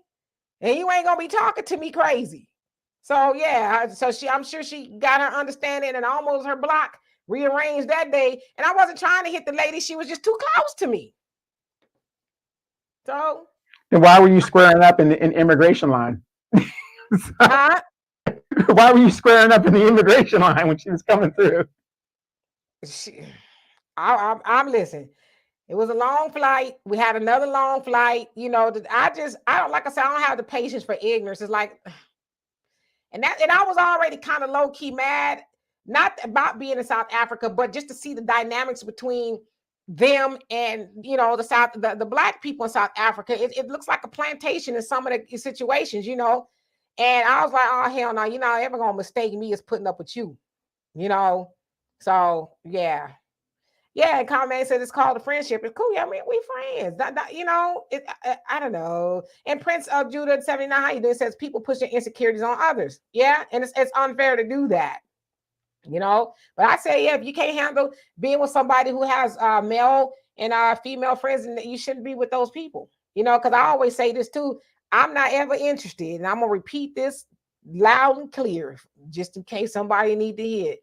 I'm never interested and hopping up and down on nobody else's man. Because if he with you, he would not be able to be with me. I don't do leftovers, baby, at all. Right. And what I don't understand is we're supposed to be adults. So adults are going to handle themselves as adults. So, I mean, just because I'm going on a trip with the female, it would be ludicrous of me to assume because I'm going to this place, oh, she's going to have to sleep with me. Whatever, that would be abundantly expressed before we go on the trip, right, fellas? I mean, you're not going to go somewhere and be like, well, I hope she'll give me some, this. No, you're going to get all that situated before you get out there. I mean, you would hope. Yeah, and let me go back to this. And Brogu, how you doing? You say, Dimitri, it's a two-way street. You had every right to go to Africa, but also the man you were involved with had every right to have his feelings about it. People shouldn't shame him about that. No, and one thing we left out. Did we not invite him? We said, let's all go. Let's all go. But you know what, though? I was like, well, if it really means that much to you, I won't go. And he's like, nah, you know what? I'm tripping. Go. And he gave me money for spending money to go. So, and, him and Donovan are still friends to this day. Hell, they more friends than I am. We are, so... it's all good, like I said, but he shouldn't be shamed for that. I get it. I might have raised an eyebrow too. He talking about I'm going to a different country, with my home girl, whatever. So I'm not. I would be more worried about that from what I know about these girl trips. You stupid. But like I said, if a person gonna screw around on you, they're gonna do it if y'all live in the same house and whether they go around the corner. They don't need to be in a different country to do it. It's the person, it's not the location. You know what I'm saying? So no, he should not be shamed for that at all. I totally agree with you. And Easy said, D, about to go to South Africa, Alcatraz. Nah, we was in the Seychelles. I don't know how they do it there, but she was up on me. I was like, back up off me, sis. Back up off me, because I'm a little cuckoo when it comes to people disrespecting me. I just, like I said, I don't really hang around them much like that. But it's like if you had me feeling a certain type of way when you asked me, talking about don't lean your seat back all the way. Ever. Like I said, you better be happy that's as far as it could go back, because I'll be in your lap.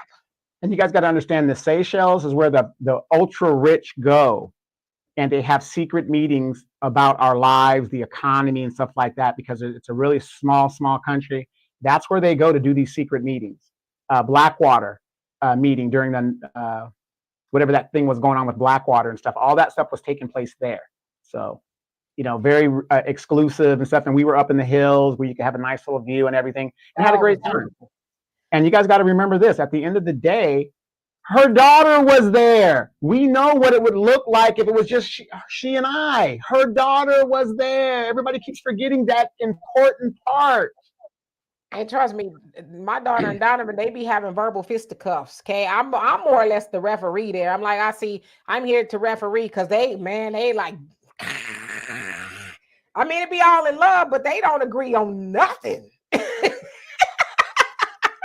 And Angel, how you doing? If I didn't already say that's effed up. Any running around with someone else's man and know it. Yeah, you know, that is wrong.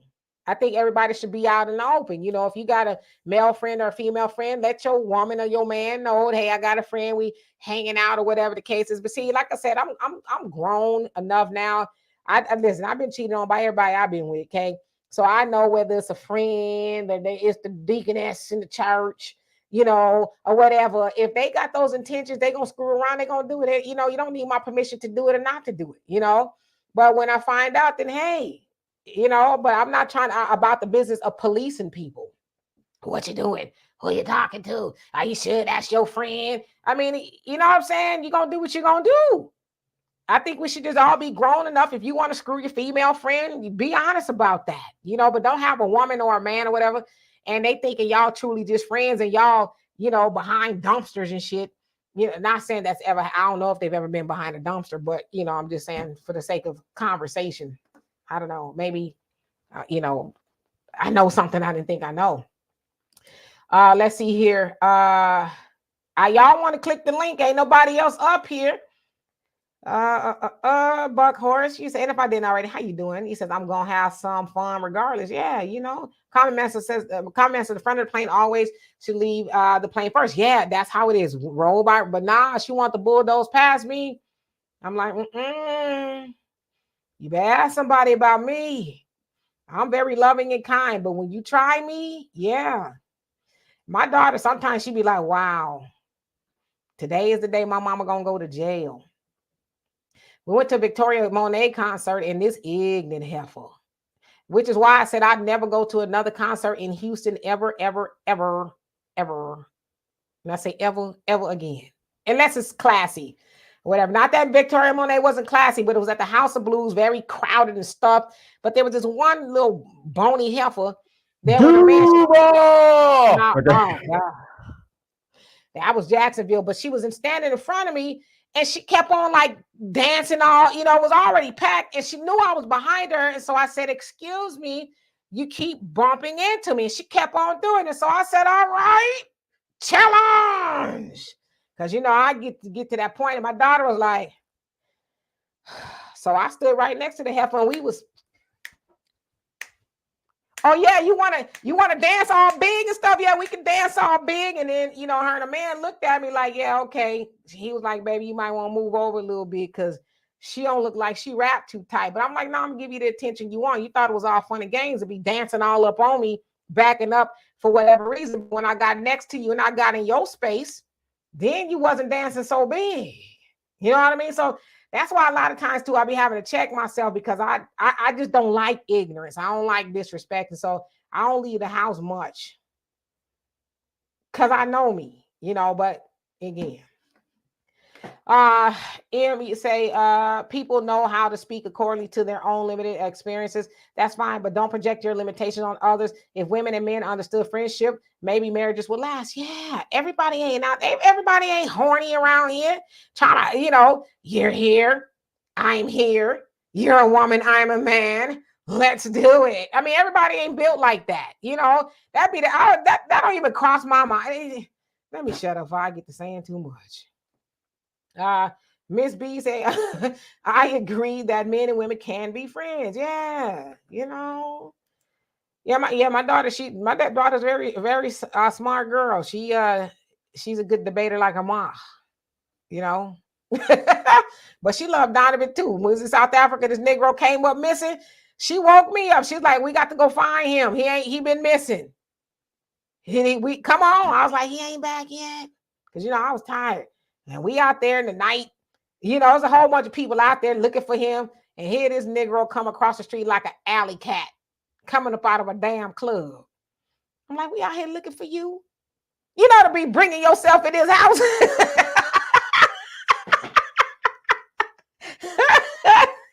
And the funny thing is, I wasn't done partying. Okay, look, I'll tell you guys a quick story. There's things I know, there's things Demetra knows, there's things her daughter knows. Her daughter is excellent at these apps. And you know how these kids are, they're excellent at them. And she got this loft that was huge for the whole week, right? I was going to invite everybody from the club up to the loft because we all could have fit up there because Demetra and her daughter took the suite while I was in the slave quarters, by the way. And I was going to bring everybody up to the party and stuff, and we just had such a good time. But see, that's what I'm saying. It's just the idea of everybody had their strengths and their weaknesses and all this other stuff like that. And like I said, her daughter, as much as we get into it, because whenever I have to debate her daughter, I don't even do it. I just said, because I said so. That's it. Done. Don't matter. Be like, round two. And I'll be like, oh, hell no. Y'all not going to be arguing back and forth all night. You got a good point. See, that's me. And you got a good point. Let's change the subject because y'all getting on my nerves. But that's a true story. They did come and get me and did a search mission for me because I was gone. I mean, because they were so tired. I got there, changed, showered. I went out the damn door and I was gone. The fact that says men and women that are at their sexual, y'all know, I see how we have to spell certain things on in social media, but I like it. Peak cannot be friends. Why not? Just because somebody's at that peak don't mean that everybody there around. That's like me going to the grocery store and seeing a man that smell good and all that. Be like, well, I'm at my peak. What about you? Let's jump on this bed of kale. So let's not waste the opportunity. Come on. We do have some control over that. You know what I mean? I'll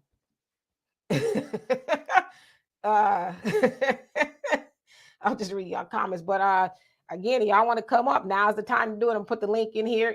Easy, you say, let me put this in here. You say all House of Blues are overcrowded and fire code violation, too small for concerts. I've gone to the one in LA, was all right. This particular one in Houston, yeah, OG, you got to be on the balcony. We tried to get to the balcony, but we didn't even know the balcony was an option. It was sold out.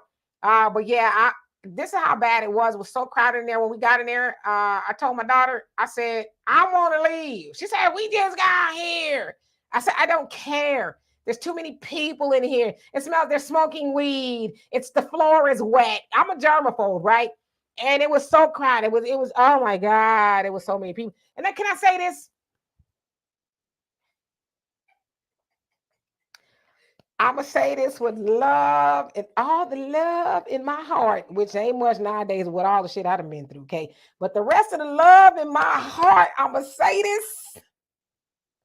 The House of Blues in Houston is not like the House of Blues in Los Angeles. I'm going to tell you why. In California, Southern California, we're a little bit more health conscious. And we're a little bit on the tinier side. I ain't saying I'm tiny, okay? But we're a little smaller in California. So 1,000 people in the House of Blues in California probably ain't as bad. But 1,000 people in the House of Blues in Houston is like 2,000 people. Because a lot of people in Houston, they not tiny. They got red beans and rice. They like a lot of that. So the point that I'm making is, the House of Blues, whoever's in charge of the House of Blues in Houston, they need to take into account, like, okay, the demographic that we're dealing with, they're a little bit on the heavier side, so it's going to be a little crunched up in here. And that's kind of what was going on in there. And I didn't love the House of Blues. I got to go see Victoria Monet again because I don't feel like I saw her. I had a contact high. I wasn't wanting. The floor was sticky and wet. I had to deal with that olive oil bony woman. and people was funky. Funky. I'm like, how you come out the house and not take a bath? How you come up here funky? Those are the city girls from the, that side of Houston that, they're just street, they're street girls. They don't have soap in the streets. Because it was everybody. It was the men, it was the women, and I have like a real, I don't know, maybe I have a sensitive nose. I don't think that I do, but it was bad. I was like, screw the ticket money. I don't care. I just count it up as a loss. I love Victoria Monet. In fact, she was my most listened to artist on Spotify this year. I love her, but I don't want to endure this. I don't. But anyway, I did, and I almost got into it, like I said, and I'm not a violent person, but that heifer was, my daughter just sat back there. She perched up somewhere, and she just like, oh, well, my mama get into it, then, well, hell. And I don't like being put in that situation. And, when I was there, people recognized me. I heard people calling my name. Hey, there's Demetra Kane. I'm like, oh, they know who I am. So I couldn't be acting up, because then, it just wouldn't have been good. But yeah. I got PTSD from that experience. And then I'm gonna tell you guys, it's really good when you travel and you're with a younger person. They're just more up on the apps and how to get around and all that other stuff. I'll give you a good example. We went to Tokyo. Now this is their first time in Tokyo. Their first time. Her daughter navigated the subway system in Japan better than I ever could. I can tell you that, because it got to a point where you guys went back downtown. I said, no, you guys got it. They just took off, and I left me in the hotel, and I was just like, okay, I'll see y'all when y'all get back. So, to me, sometimes you got to look at the young people, and if you could use them and take them with you, why not? It's an asset that you can use. And then her daughter definitely put out a lot of things that Demetra and I at our age, we wouldn't have gone to. What was that pond thing we went through? And the immersive experience.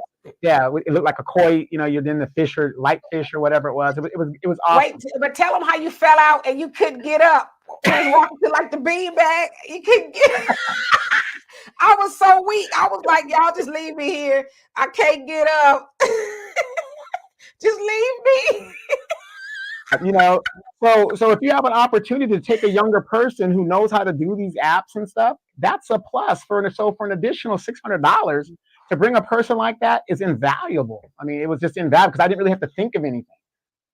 Sir, don't bring up Japan and you still owe me an apology. Apology? Yeah, remember when we went to Shibuya? Oh, man. I know you be forgetting, brother, but that's what I'm here for. That's what friends are for. So we went to Shibuya. Shibuya Crossing is like world famous, right? It is. It's like one of the busiest crossings in the world. So we get off the train, and this guy here who's been all over the world somehow loses his sense of direction. He's pissed.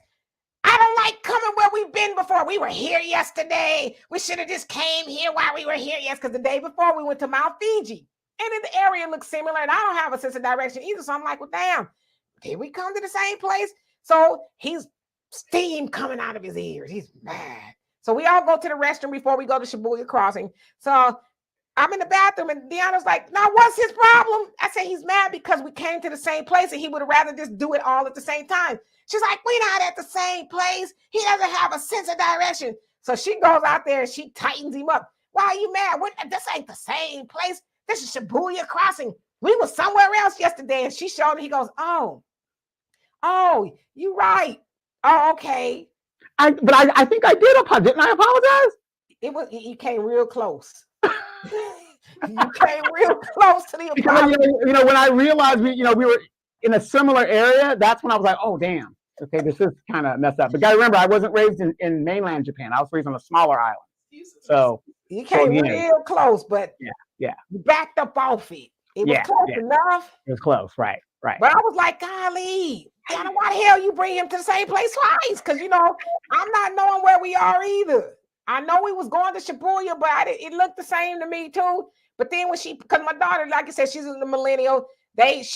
My daughter, I'm telling you, we got around in her directions, the train, everything. She knew what everything was, the rail system, It was just a great, everything we did, she mapped it out, all of that. The one time I trusted y'all, we got lost. What time was that? So we left Disneyland, and I was like, I'm gonna close my eyes. Oh yeah, what happened was we caught the train to Disneyland as well, and then on the way back, I think Donovan fell asleep. I fell asleep. Deanna fell asleep. I think, and I woke up, and we missed it. We got off too early, and we missed the stop. And she says, the one time I close my eyes, I leave y'all in control, and y'all get us lost. Yeah, that's right. We had to double back. And oh man, that way, and we were so tired, man. We were out all day. Oh my God. I was negress tired. That's how tired I was. I was about to start chewing nails. That's how mad and tired I was. But I'm gonna tell you guys something. I know you guys are, you guys got an experience, and this is why I tell, women, and girls, whatever, if their opportunity presents itself, it's a once in a lifetime opportunity, and if everything lines up, take advantage of that, because there's no saying you're ever going to get an opportunity like that again. These folks, wait, what was it? A 7-Eleven? Where did we kept going? It was that one store. 7-Eleven. It was that little Japanese like corner store or whatever it was. Yeah, 7-Eleven. I couldn't keep these women out of the 7-Eleven. Because their 7-Elevens are not like the 7-Elevens here. They got a smoothie machine. They got all kind of stuff. I mean, it's just like they got all kind of stuff in there. It's not like a regular 7-Eleven. Like if you study Tokyo and 7-Elevens, you'll see that it's like a staple. And you gotta go to there's 7-Elevens everywhere. So yeah, every morning we went to 7-Eleven. I got a smoothie. I have a smoothie machine, make your fresh smoothie. And my daughter got your Japanese donuts and stuff. And I was like, you guys are eating it's like, coming to America. I mean, it's more healthier over there, but it's like I would never fathom having to go down to 7-Eleven and get something to eat just to eat it, and every time we left the hotel, you guys twice, 3 times a day. 7-Eleven. We going to 7-Eleven and want something back. Sometimes I just bring Donovan something back because we just going to 7-Eleven. My daughter was really enamored with the 7-Elevens. I was just there for the ride. I was like, oh damn, how many smoothies can I get? I was so influenced by the damn smoothie machine. I came home and put together some frozen smoothies, and then they still in the damn freezer. I had like 2 of them. I was like, I'm over it. Okay. Yeah, Lawson's. Yeah, bro. I hope I said that right. Lawson's was another good one, but I couldn't keep them out of it. They were getting the different little candies and the little rice. Food. What are those rice things? The rice cakes and I remember, and I had to get my daifuku. And I'm like, what the hell is a daifuku? But Donovan needed his daifuku. Brother Samuel says, I have female friends that have gotten married, and I stopped talking to them unless it was necessary to show respect for her husband that may feel some type of way, and so that she may stay at peace in her relationship. When we did talk, he was always acknowledged by her to demonstrate her respect for him. Yeah, absolutely. Absolutely. Whenever my female friends get married, I stay distant. I don't call them, but if they call me, I'll pick up, but I will not call them. Yeah, but like I said, it's to show respect. If he has an issue with it, all right, we can't talk as much. But like I said, me and my friends, I'm not cutting my male friends off because, like I said, there's been relationships I've been in and they had an issue with my male friends, and I thank God I didn't cut them off because those suckers ain't around. You know what I mean? And I've been done cut my good dear friends off, for some sucker. I'd have been mad about that. You know what I mean? And so, like I said, I'm respectful. I'm not going to cross no boundaries. And even Donovan and I are both single. We never crossed any boundaries or nothing like that. But me personally, I just want to be with a person that is going to, I'm going to respect them. Obviously, it's not, well, you can't tell me what to do. We're going to be respectful of each other. But you asking me to cut my male friends off, that right there is a redhead flag to me. Because first it's going to be my male friends. Then it's going to be something else. Then it's going to be, so, Go get you something you can control, whatever. You know what I mean? But no. Yeah, we got ramen in Tokyo. We got, they got a lot of that. And the portions were great. Demetria was just, again, if you guys have young children, even if you have older children, you want them to travel at a younger age when it's, they're active and they're affordable, and then it'll expand their mind. That's why traveling is so important at a younger age. Demetria's a little older now, so she's just cruising when she travels. She isn't really excited. But some kids, when you do it young enough, they say, oh, I'm going to go live over there. I'm going to go do this. And, it just expands their mind. But if you keep them in the hood all the time and that's all they know, it's going to be all they know, and they won't understand the trappings of the world in general. They just won't. So travel. I tell people, get your passports, travel. And unfortunately for me, I invest in women because women bear the children, and it's more likely a woman will teach her children what she has been taught. Yeah, and and I tell Deanna all the time, and I know she'll admit it all day long. Deanna, my daughter, she travels, and that's due to Donovan. Taking her everywhere we've gone. And my daughter, grass don't grow under her feet at all. This is the longest she's been home in a while. It's gone once a month somewhere, at least sometimes twice a month. But she'll tell you, Donovan helped to expand her traveling horizons. So he's right. At the very least, give your children the gift of travel so they can go see something outside of their environment. And Brother Sammy, I know in the nation they say travel and see the world so you can see how other people live, right? So that's what we should be doing. And Donovan's right. When I travel, I go for the culture. I'll do all the events and stuff, but I go for the culture. Like I said, when we went to Japan, I learned that we be eating too much over here. We too damn greedy in America because they do give you smaller portions. But it's like, is it smaller or is it just normal what we supposed to be eating, right? The portions we get over here, 2 and 3, 4 people can eat it compared to what we ate over there. So I was like, oh, all right. Yeah, I am greedy. I know I'm greedy, but I learned that, right? And I learned, how peaceful those people are. They're, they mind their business.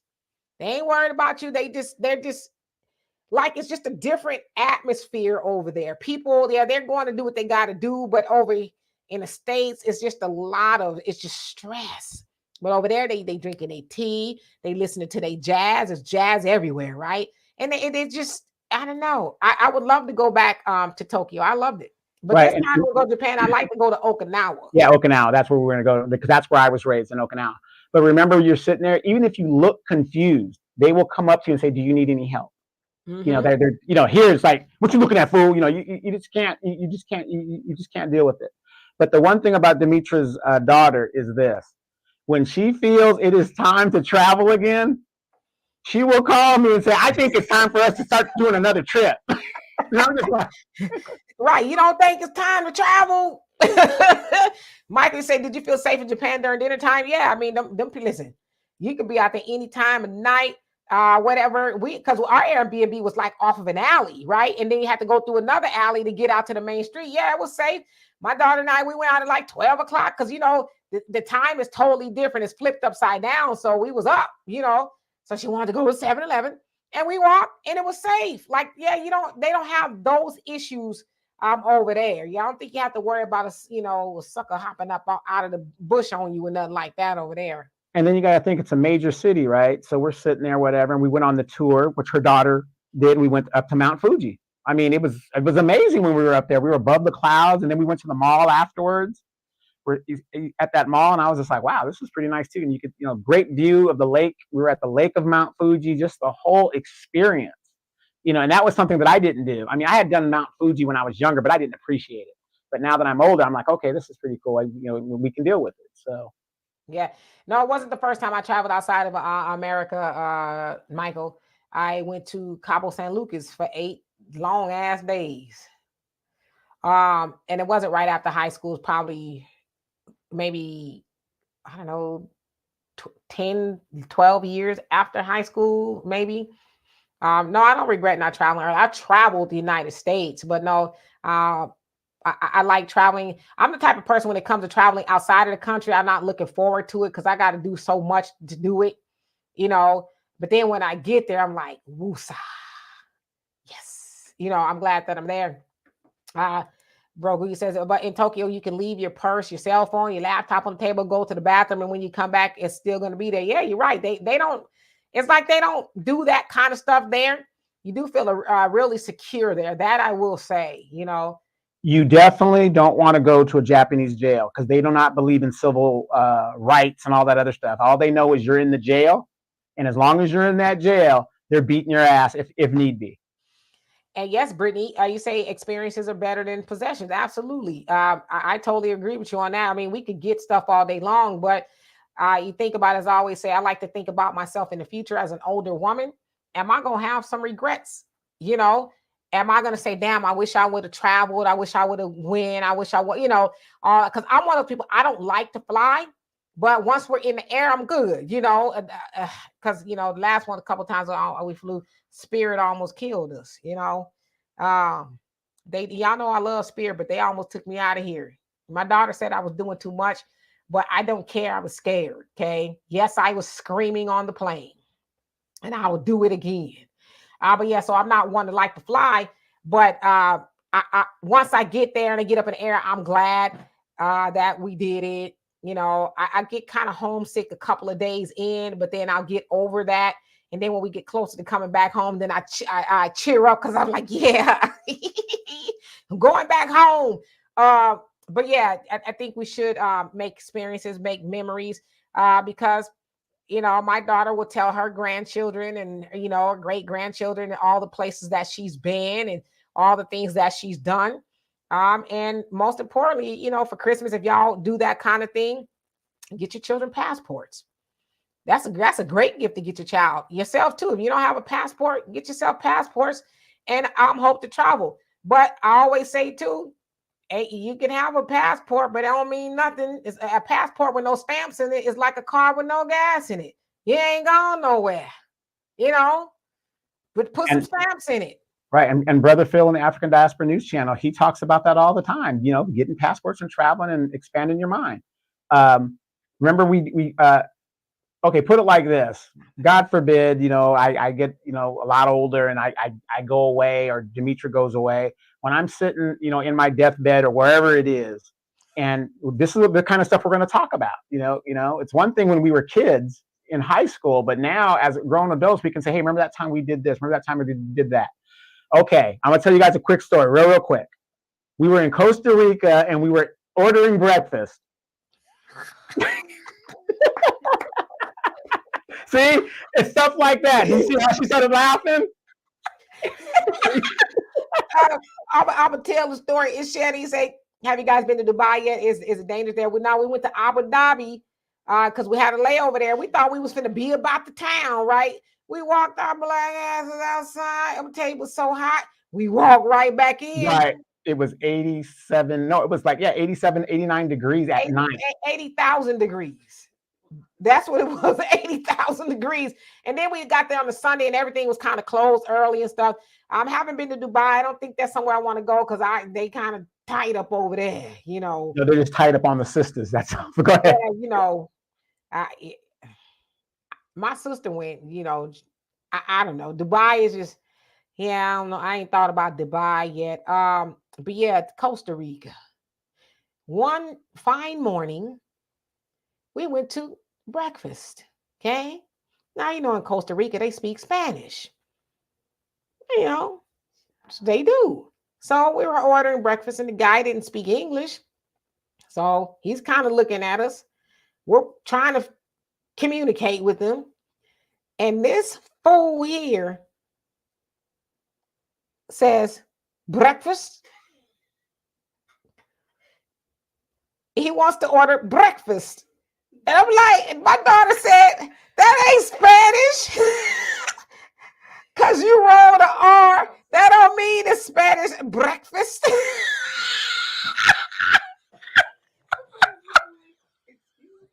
Hey, we got the damn, he got the point with the whole point of it. Damn it. That man was looking like. Hey, I tried. He's supposed to appreciate the fact that I'm trying to speak Spanish.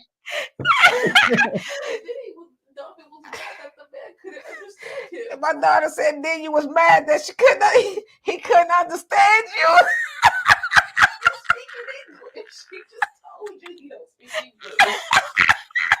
Now, do you guys get the point? Like, okay, if you guys notice in all these stories, I get mad. I get mad in all these stories. So I'm a nice guy, but when I don't get my way, look, and she's losing it. Demetra is losing it right now because it was so funny. My stomach hurts so bad. Because he said it was conviction. You did. He wasn't playing. He was dead serious. Breakfast.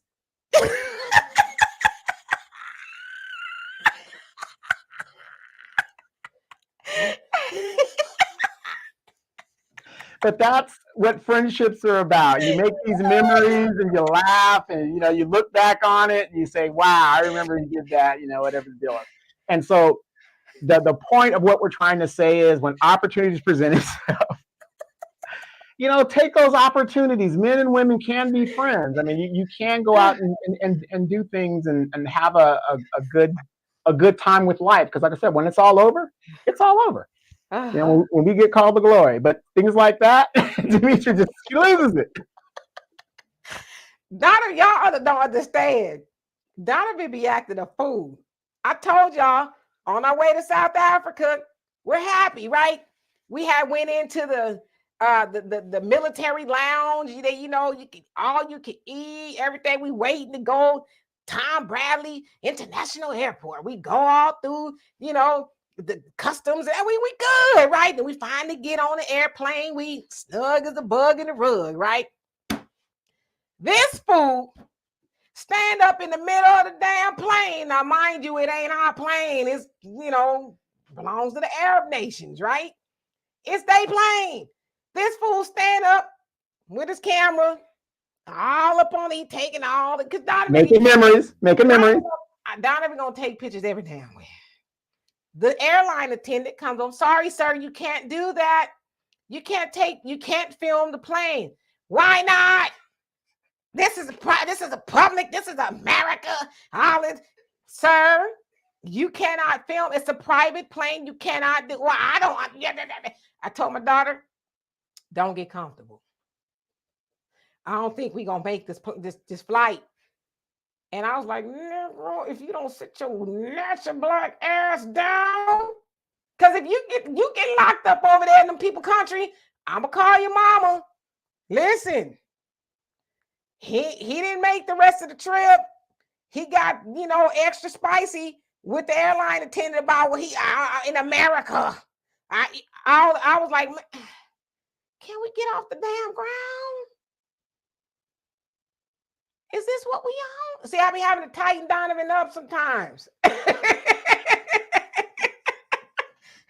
But once we got in the air and everything was copacetic. I put my camera away. I did what I was supposed to do. So that he did, but I was like, oh my God, I don't know this man. We just sit next to each other. Whatever punishment y'all gonna give him, give it to him only. Because my daddy will act like Liam Neeson in his mug, okay? If it come to me, come up missing. Michael, you say, Demetri, was it hard for you to eat authentic Japanese food compared to eating American food in the States? Nah, because I eat a lot of Asian inspired food even here. So no, it wasn't hard at all. At the time when I went over there, I was a staunch vegan, and Donovan and my daughter was hating. I was like, maybe I'll go off the grid. It was like, you've come so far. You don't give up now. And I'm like, yeah, you're right.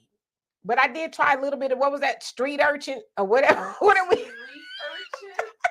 do we have? Sea urchin. I tried a little bit of sea urchin, and my lips swell up. I was like, y'all trying to kill me? Y'all trying to kill me? Here in the streets of Tokyo, the mean streets. I'm not trying to go out like this. But yeah, the food was really good, really fresh, all of that. Yeah, Brittany, Donovan needs every trip we go on, he need a little tighten up because he gonna cut a food. He gonna do it. Okay. Brogu, you say in Tokyo, did y'all eat any? Yeah, them two, they was eating the street foods. I'm not as adventurous. I'm a little on the scary side. What was the one thing that convinced you will never eat the street food? What's the one thing? Yeah, Brittany, you crazy talk about laughing my ass off. Not y'all ate Ursula. Yeah, they. What was the one thing you saw that crossed your path that you were like, oh hell no? I don't know. I'm trying to think think. About the size of a cat. That's probably what it was then. No, it wasn't, was it? Remember it went and crossed you? Oh, the rat. Yeah. See, Because, you know, the whole time I'm like, yeah, Tokyo was real clean. It's cool. They don't have no garbage nowhere. They really didn't, right?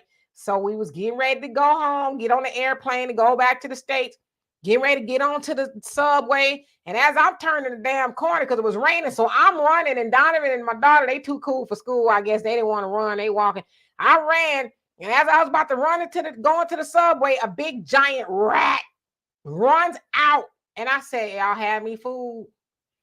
Y'all have me food. I thought y'all was clean, no roaches, no rats. And there go a rat. I was glad I was leaving too, because that was a big ass rat. I ate a pickled cucumber or something up off the street. It wasn't that bad. It was, you know, I'm not really a street food type of person. You know, even in the States, I ain't gonna be eating off the street. You say foodie trips. Now that's a thought. Yeah. You know, of course, when you go somewhere, you're gonna go for the food. You know, Donovan, when we came back from South Africa, we stopped at the airport. We ate at a restaurant, and this fool got a steak. And I tell you, he chewed on that steak all the way to the damn plane. Talking about, I put part of it in my pocket. Remember? That thing was, I don't know what the spice was on it, but I'm telling you, it was better than beef jerky. I was like, you know, it was just, I don't know. I don't even know if it was beef, but whatever it was, I mean, you know, it was some kind of cattle. I don't know if it was like the beef that we're used to, but it was so good. Oh my God. It was, I had part of it literally in my pocket. And he was trying to get arrested because, you know, in South Africa, the women, boy, they the real deal over there. They got, they behinds like hippopotamuses. You know, they got some big booties over there. Natural. And Donovan was trying to get locked up. He says, he told the lady, I ain't trying to go back. I was bad. Arrest me. Take me in. Yes, I confess. Take me right now. What do you confess to, sir? Whatever you want me to. Whatever you say, I did it. Michael said, did the Japanese waiters want to get your autograph and thought you were funny? No, ain't nobody want to get my autograph. And you know, people say I'm funny. I don't think I'm funny. My daughter tell you listen, let me tell you something about my daughter. How many years of video do you have of me without my permission? She's got years of footage of me minding my business and recording me without my permission. Last week, I was I was dancing to Andre 3000's new song. I really want to make a rap album or whatever, and I was dancing to it, you know, minding my business, and she filmed me without my permission. I didn't ask her to do that.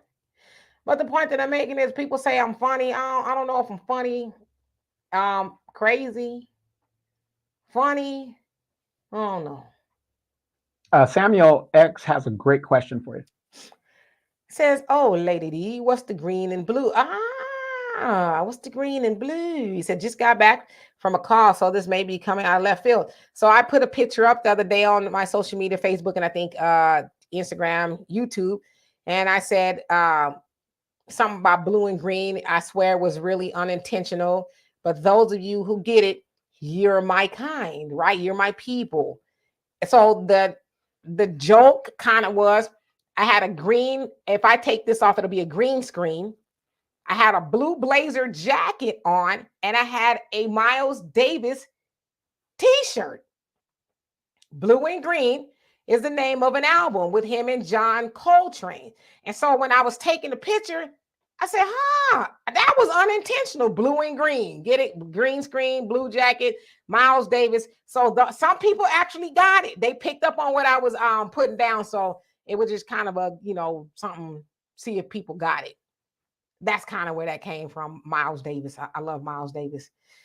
Brittany, you say, I heard they have a standoffish culture similar to New York. Is that true?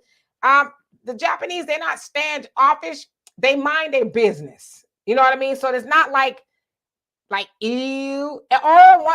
Let me tell y'all something about the Japanese. They put clothes on over there. Now they got some of the women, the younger women, and some of the girls, they are cute. They might have a short skirt on, but they not nasty. I A got lot to of say, the younger people are more in the cosplay type dress and stuff. yeah, that kind of thing, cosplay, yeah, that. But they got clothes on, they women. So if you were an American woman and you go over there and I'm gonna say this kind of weird, if you dress naked, you're gonna do it one day. You're gonna try to go find, if you didn't bring no clothes, you're gonna go find the nearest shop where you can get you a burlap sack and put on, right? You will feel totally uncomfortable over there with all your business showing. Like they are very conservative. And I love that because I especially nowadays, I'm very conservative in how I dress. Some of y'all see pictures that I put up. I'm very conservative. I don't even show my legs out in public anymore. It's just a choice that I decided to do because I want to prove to people that as an older woman, I said older, not old, an older woman, you can be sexy and cute without having to be naked, right? I want to start seeing women of all ages put clothes on. But when I went to Tokyo, and my daughter the same way, she's like, yeah, they really put clothes on and it's cute. They're in the fashion, but they've also proved the point that fashion don't mean naked. Over here in the States, somehow women equate fashion to nakedness. The more naked you are, the more fashionable. How fashionable is it to really wear 2 cotton balls and a Band-Aid? Right, Anybody can do that. pasties, right? Yeah, but it's harder to put clothes on and make it match and cute and all that other stuff. But over there now, they believe in putting clothes on they women. So if you go over there thinking you finna be the hottest and the latest, you're gonna do it one day and be like, yeah, back to the suitcase. Right. One of the best things about Tokyo for you guys, just to make a long story short, because I know we're getting a little out there, but it's one of our last days down there. We're hanging out, and we found a record store. We were in that record store for what, almost 2 hours, just doing, Laughing. See, we was in a record store. Oh, you didn't know that, Brother Samuel? Okay, well, I'm glad I could tell you. I'll listen to the album. It's really good. Blue and Green. Comment says, you're just at Demetra. Okay.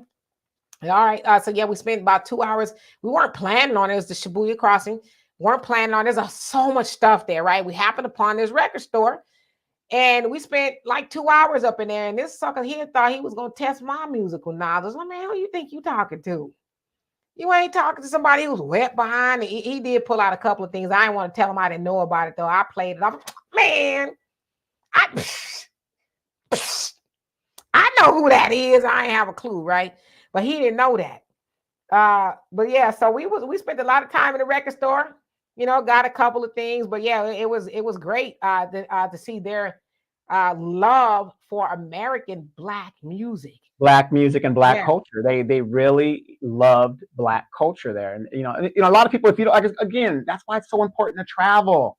You will be surprised at the influence that we have as Black people across this globe. I mean, our culture is just so. When they say culture vulture, these people want to be us. They want to be like us. They want to dress like us. I mean, it's just a real thing. I mean, it's just awesome. But again, you got young children, even teenage children, even young adult children. Encourage them to get their passports and travel. Absolutely. Michael said, Demetra, well, what is the one advice that you would tell your sisters who are skeptical about not traveling to Japan due to American being the best country? Well, I say, travel as much as you can. There's some places I won't go. The DR is one of them. I won't go again. But yeah, I think you should travel. Go see things outside of where you are. See how other people live, right? Make it an opinion for yourself. Don't go off of what somebody else is telling you. I'm telling you the DR ain't really all that, but you can go see for yourself.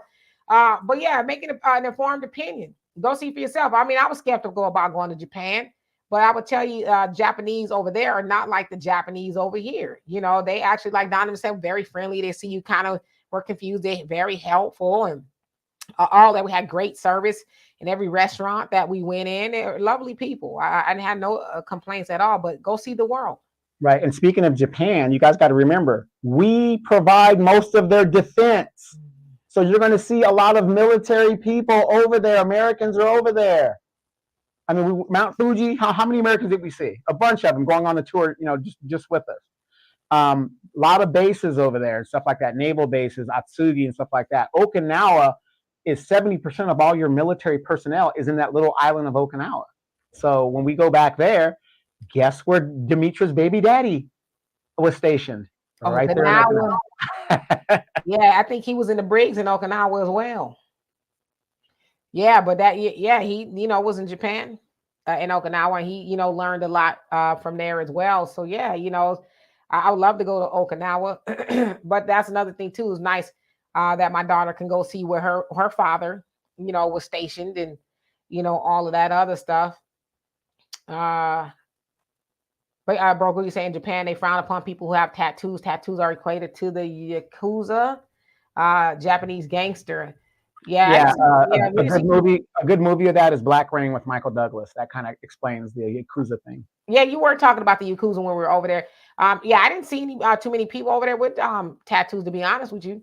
And and I took extra big clothes and stuff.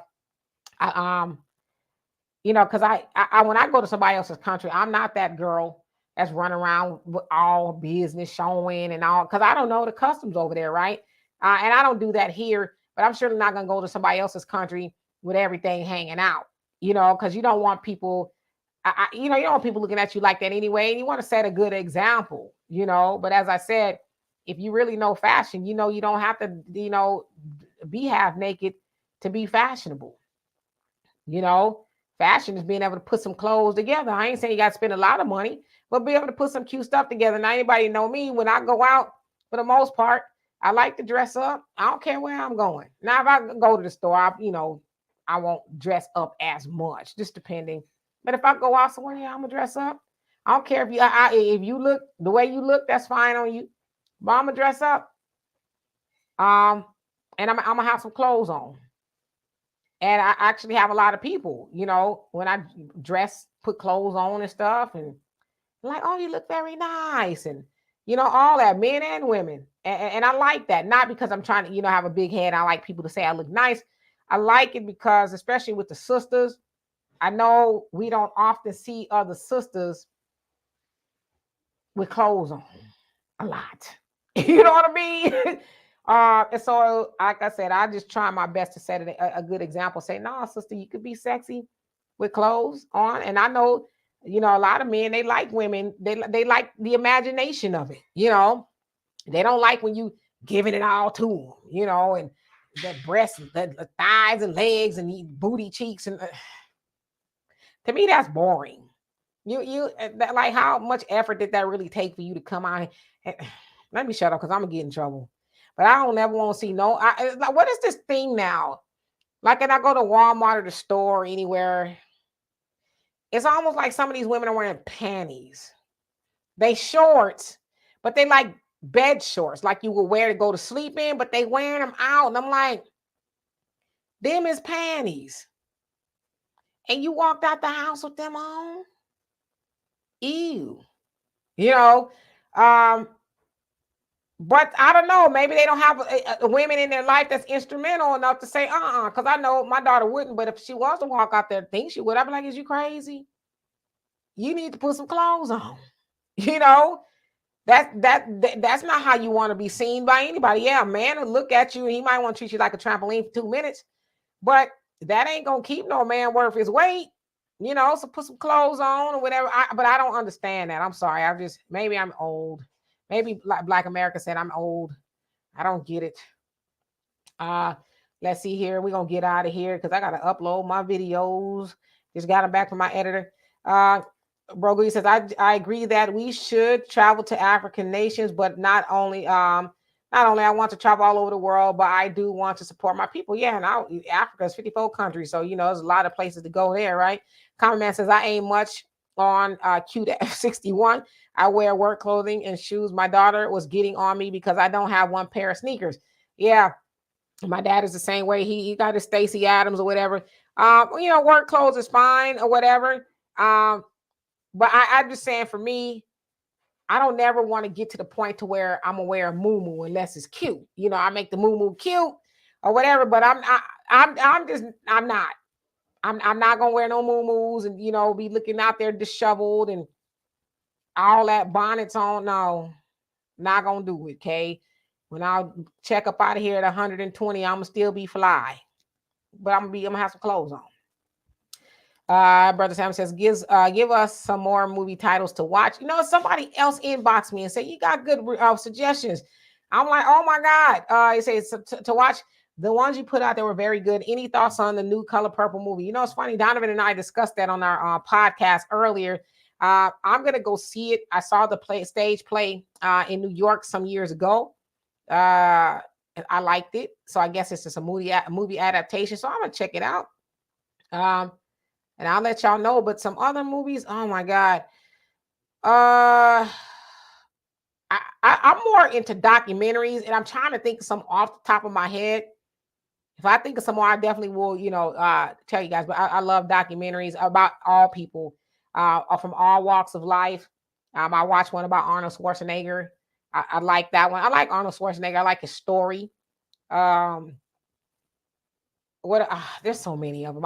Jean-Claude Van Damme, he has a nice autobiography type biography out there. Yeah, I like the autobiographies, if you will, on Netflix and stuff or wherever, because I like to learn about people. I like to learn about what drives them or what drove them to do what they're doing.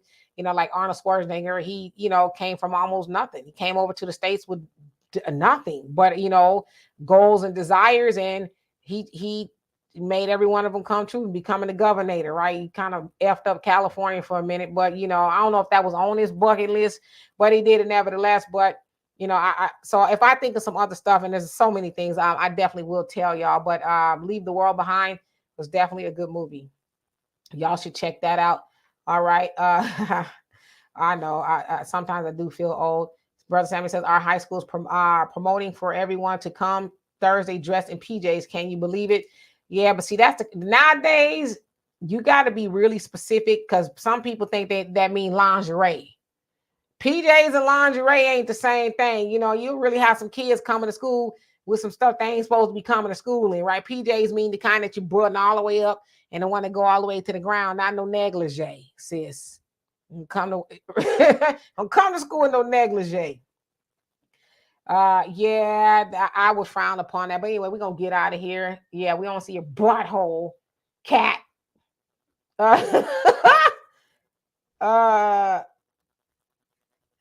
So anyway, y'all, we gonna get out of here. But Michael said, Donovan, what do you say to Phil Scott about not traveling to Japan due to being protective of his brothers and sisters?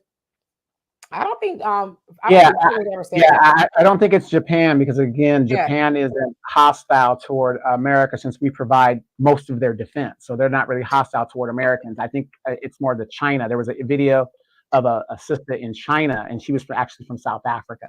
But then again, when you're dealing with China, isn't China colonizing Africa, and they're brutalizing Africans in their own country? China being a homogeneous country, they're one people. Of course, they're going to be hostile to anybody that isn't Chinese. I mean, that's just common sense. So I just think it's more of a, when you go to another person's country, hey, and if you're a woman without covering of a man, they're going to do whatever they want to do to you. I mean, that's just how it is. Then the other thing too is you got to go to people's countries and act like you got some sense. I'm not saying all sisters. I know there's sisters travel a lot, probably travel more than the brothers do. So there's a lot of sisters who travel like they got some sense. But then there's some, the hot girl, and they ain't gonna work in other people's country. You go over there, shut your mouth, you go take in the sights, and then get yourself back on the plane. And without patriarchy is strong. The patriarchy is strong overseas, and a lot of these women forget that. Yeah, it's very weak here, and especially in the Black community. We have a very strong matriarchal system in the Black community. And unfortunately, a lot of our people go overseas and forget you're in another country where they don't care nothing about the matriarchy. It's the patriarchy that rules everything. And then that's where they get caught up. Yeah, shut your mouth. Okay. That's my advice. My sister, when she went to Dubai, she went with a few of her friends. She went for her birthday. So they went to Dubai or whatever. And she says, can you have a talk with, a friend of hers, but I know her as well. Can you have a talk with her? Because, sometimes she like to do too much. And I said, if I could say anything to you, sis, shut your mouth. Because over there, they don't care about how you feel, what you ain't gonna do. And they don't care about that, because it's all cute until you in the clink and they talking about you going to jail for arguing with people in public. And just go over there, take in the sights, Go buy some nice perfume and gold and eat something nice and then come on back. But you don't go over there doing all that because, ain't nobody gonna be able to help you. Get spicy like you always when you come back. Get spicy. You ain't gonna go to jail for it. So they went and came back all right. Common Man says, in the winter, I sport my gray fro. Okay. I see. You need to show us your gray fro, not Frederick Douglass's gray fro, but yours.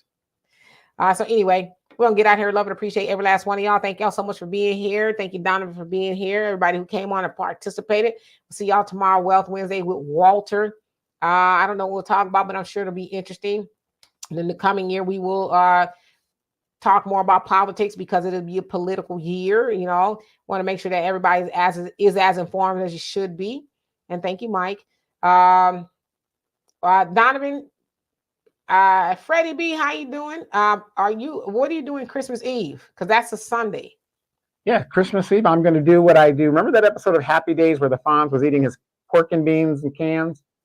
That's what I will be doing on Christmas, because I don't really believe in Christmas for the simple fact that Jesus was born in the spring.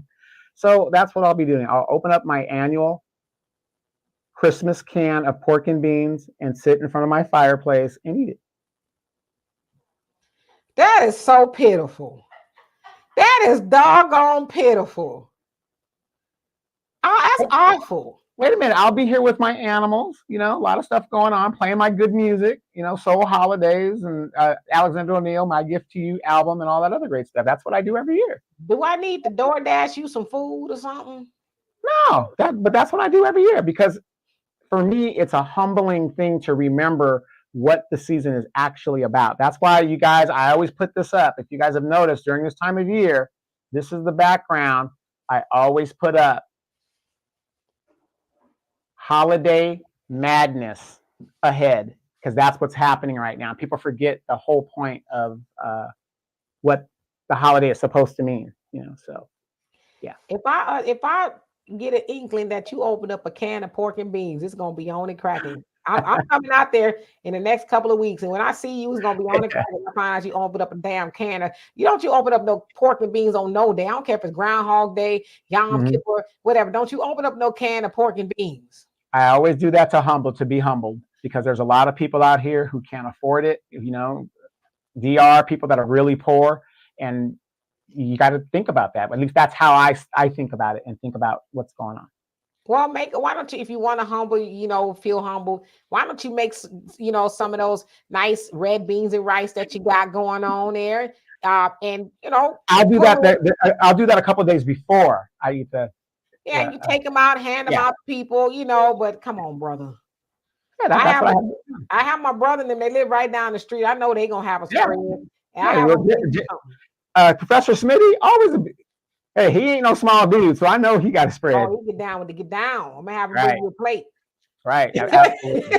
Absolutely. So, but that's what I'll be doing. But what do you think about doing the show on I mean, if I don't do anything, I don't celebrate Christmas. So if anybody wants to come on and let's do that. See, okay, easy. Come on, you gonna be bored as hell coming up over here, and you're gonna be like that's you. Hair gonna be all over my head. Let's see, one day. No, you'll have that wrap on, looking like Esther Roll. I don't think I'm gonna look. Esther Roll is beautiful, but I ain't gonna be looking like Esther Roll. Maybe like Buckwheat's sister or something, but not Esther Roll. Hey, wait, what was Buckwheat's sister's real in the show? What was her name? Oh, I don't know. I think it was Sassafras. It was something that kind of doing that. It was like Sassafras or something like that. I'll double check. Yeah, I'll be calling people sassafras, but maybe that's where I got it from. I don't know. Yeah, no pork, Donovan. No pork. Okay. Maybe the beans. No pork. Right. You always spit the pork part out. Yeah. No, yeah, Freddie. PJ peanut butter and jelly sandwich or something, but damn. Anyway, we love y'all. We love y'all dearly. Y'all have a great day, and we'll see y'all tomorrow. Peace.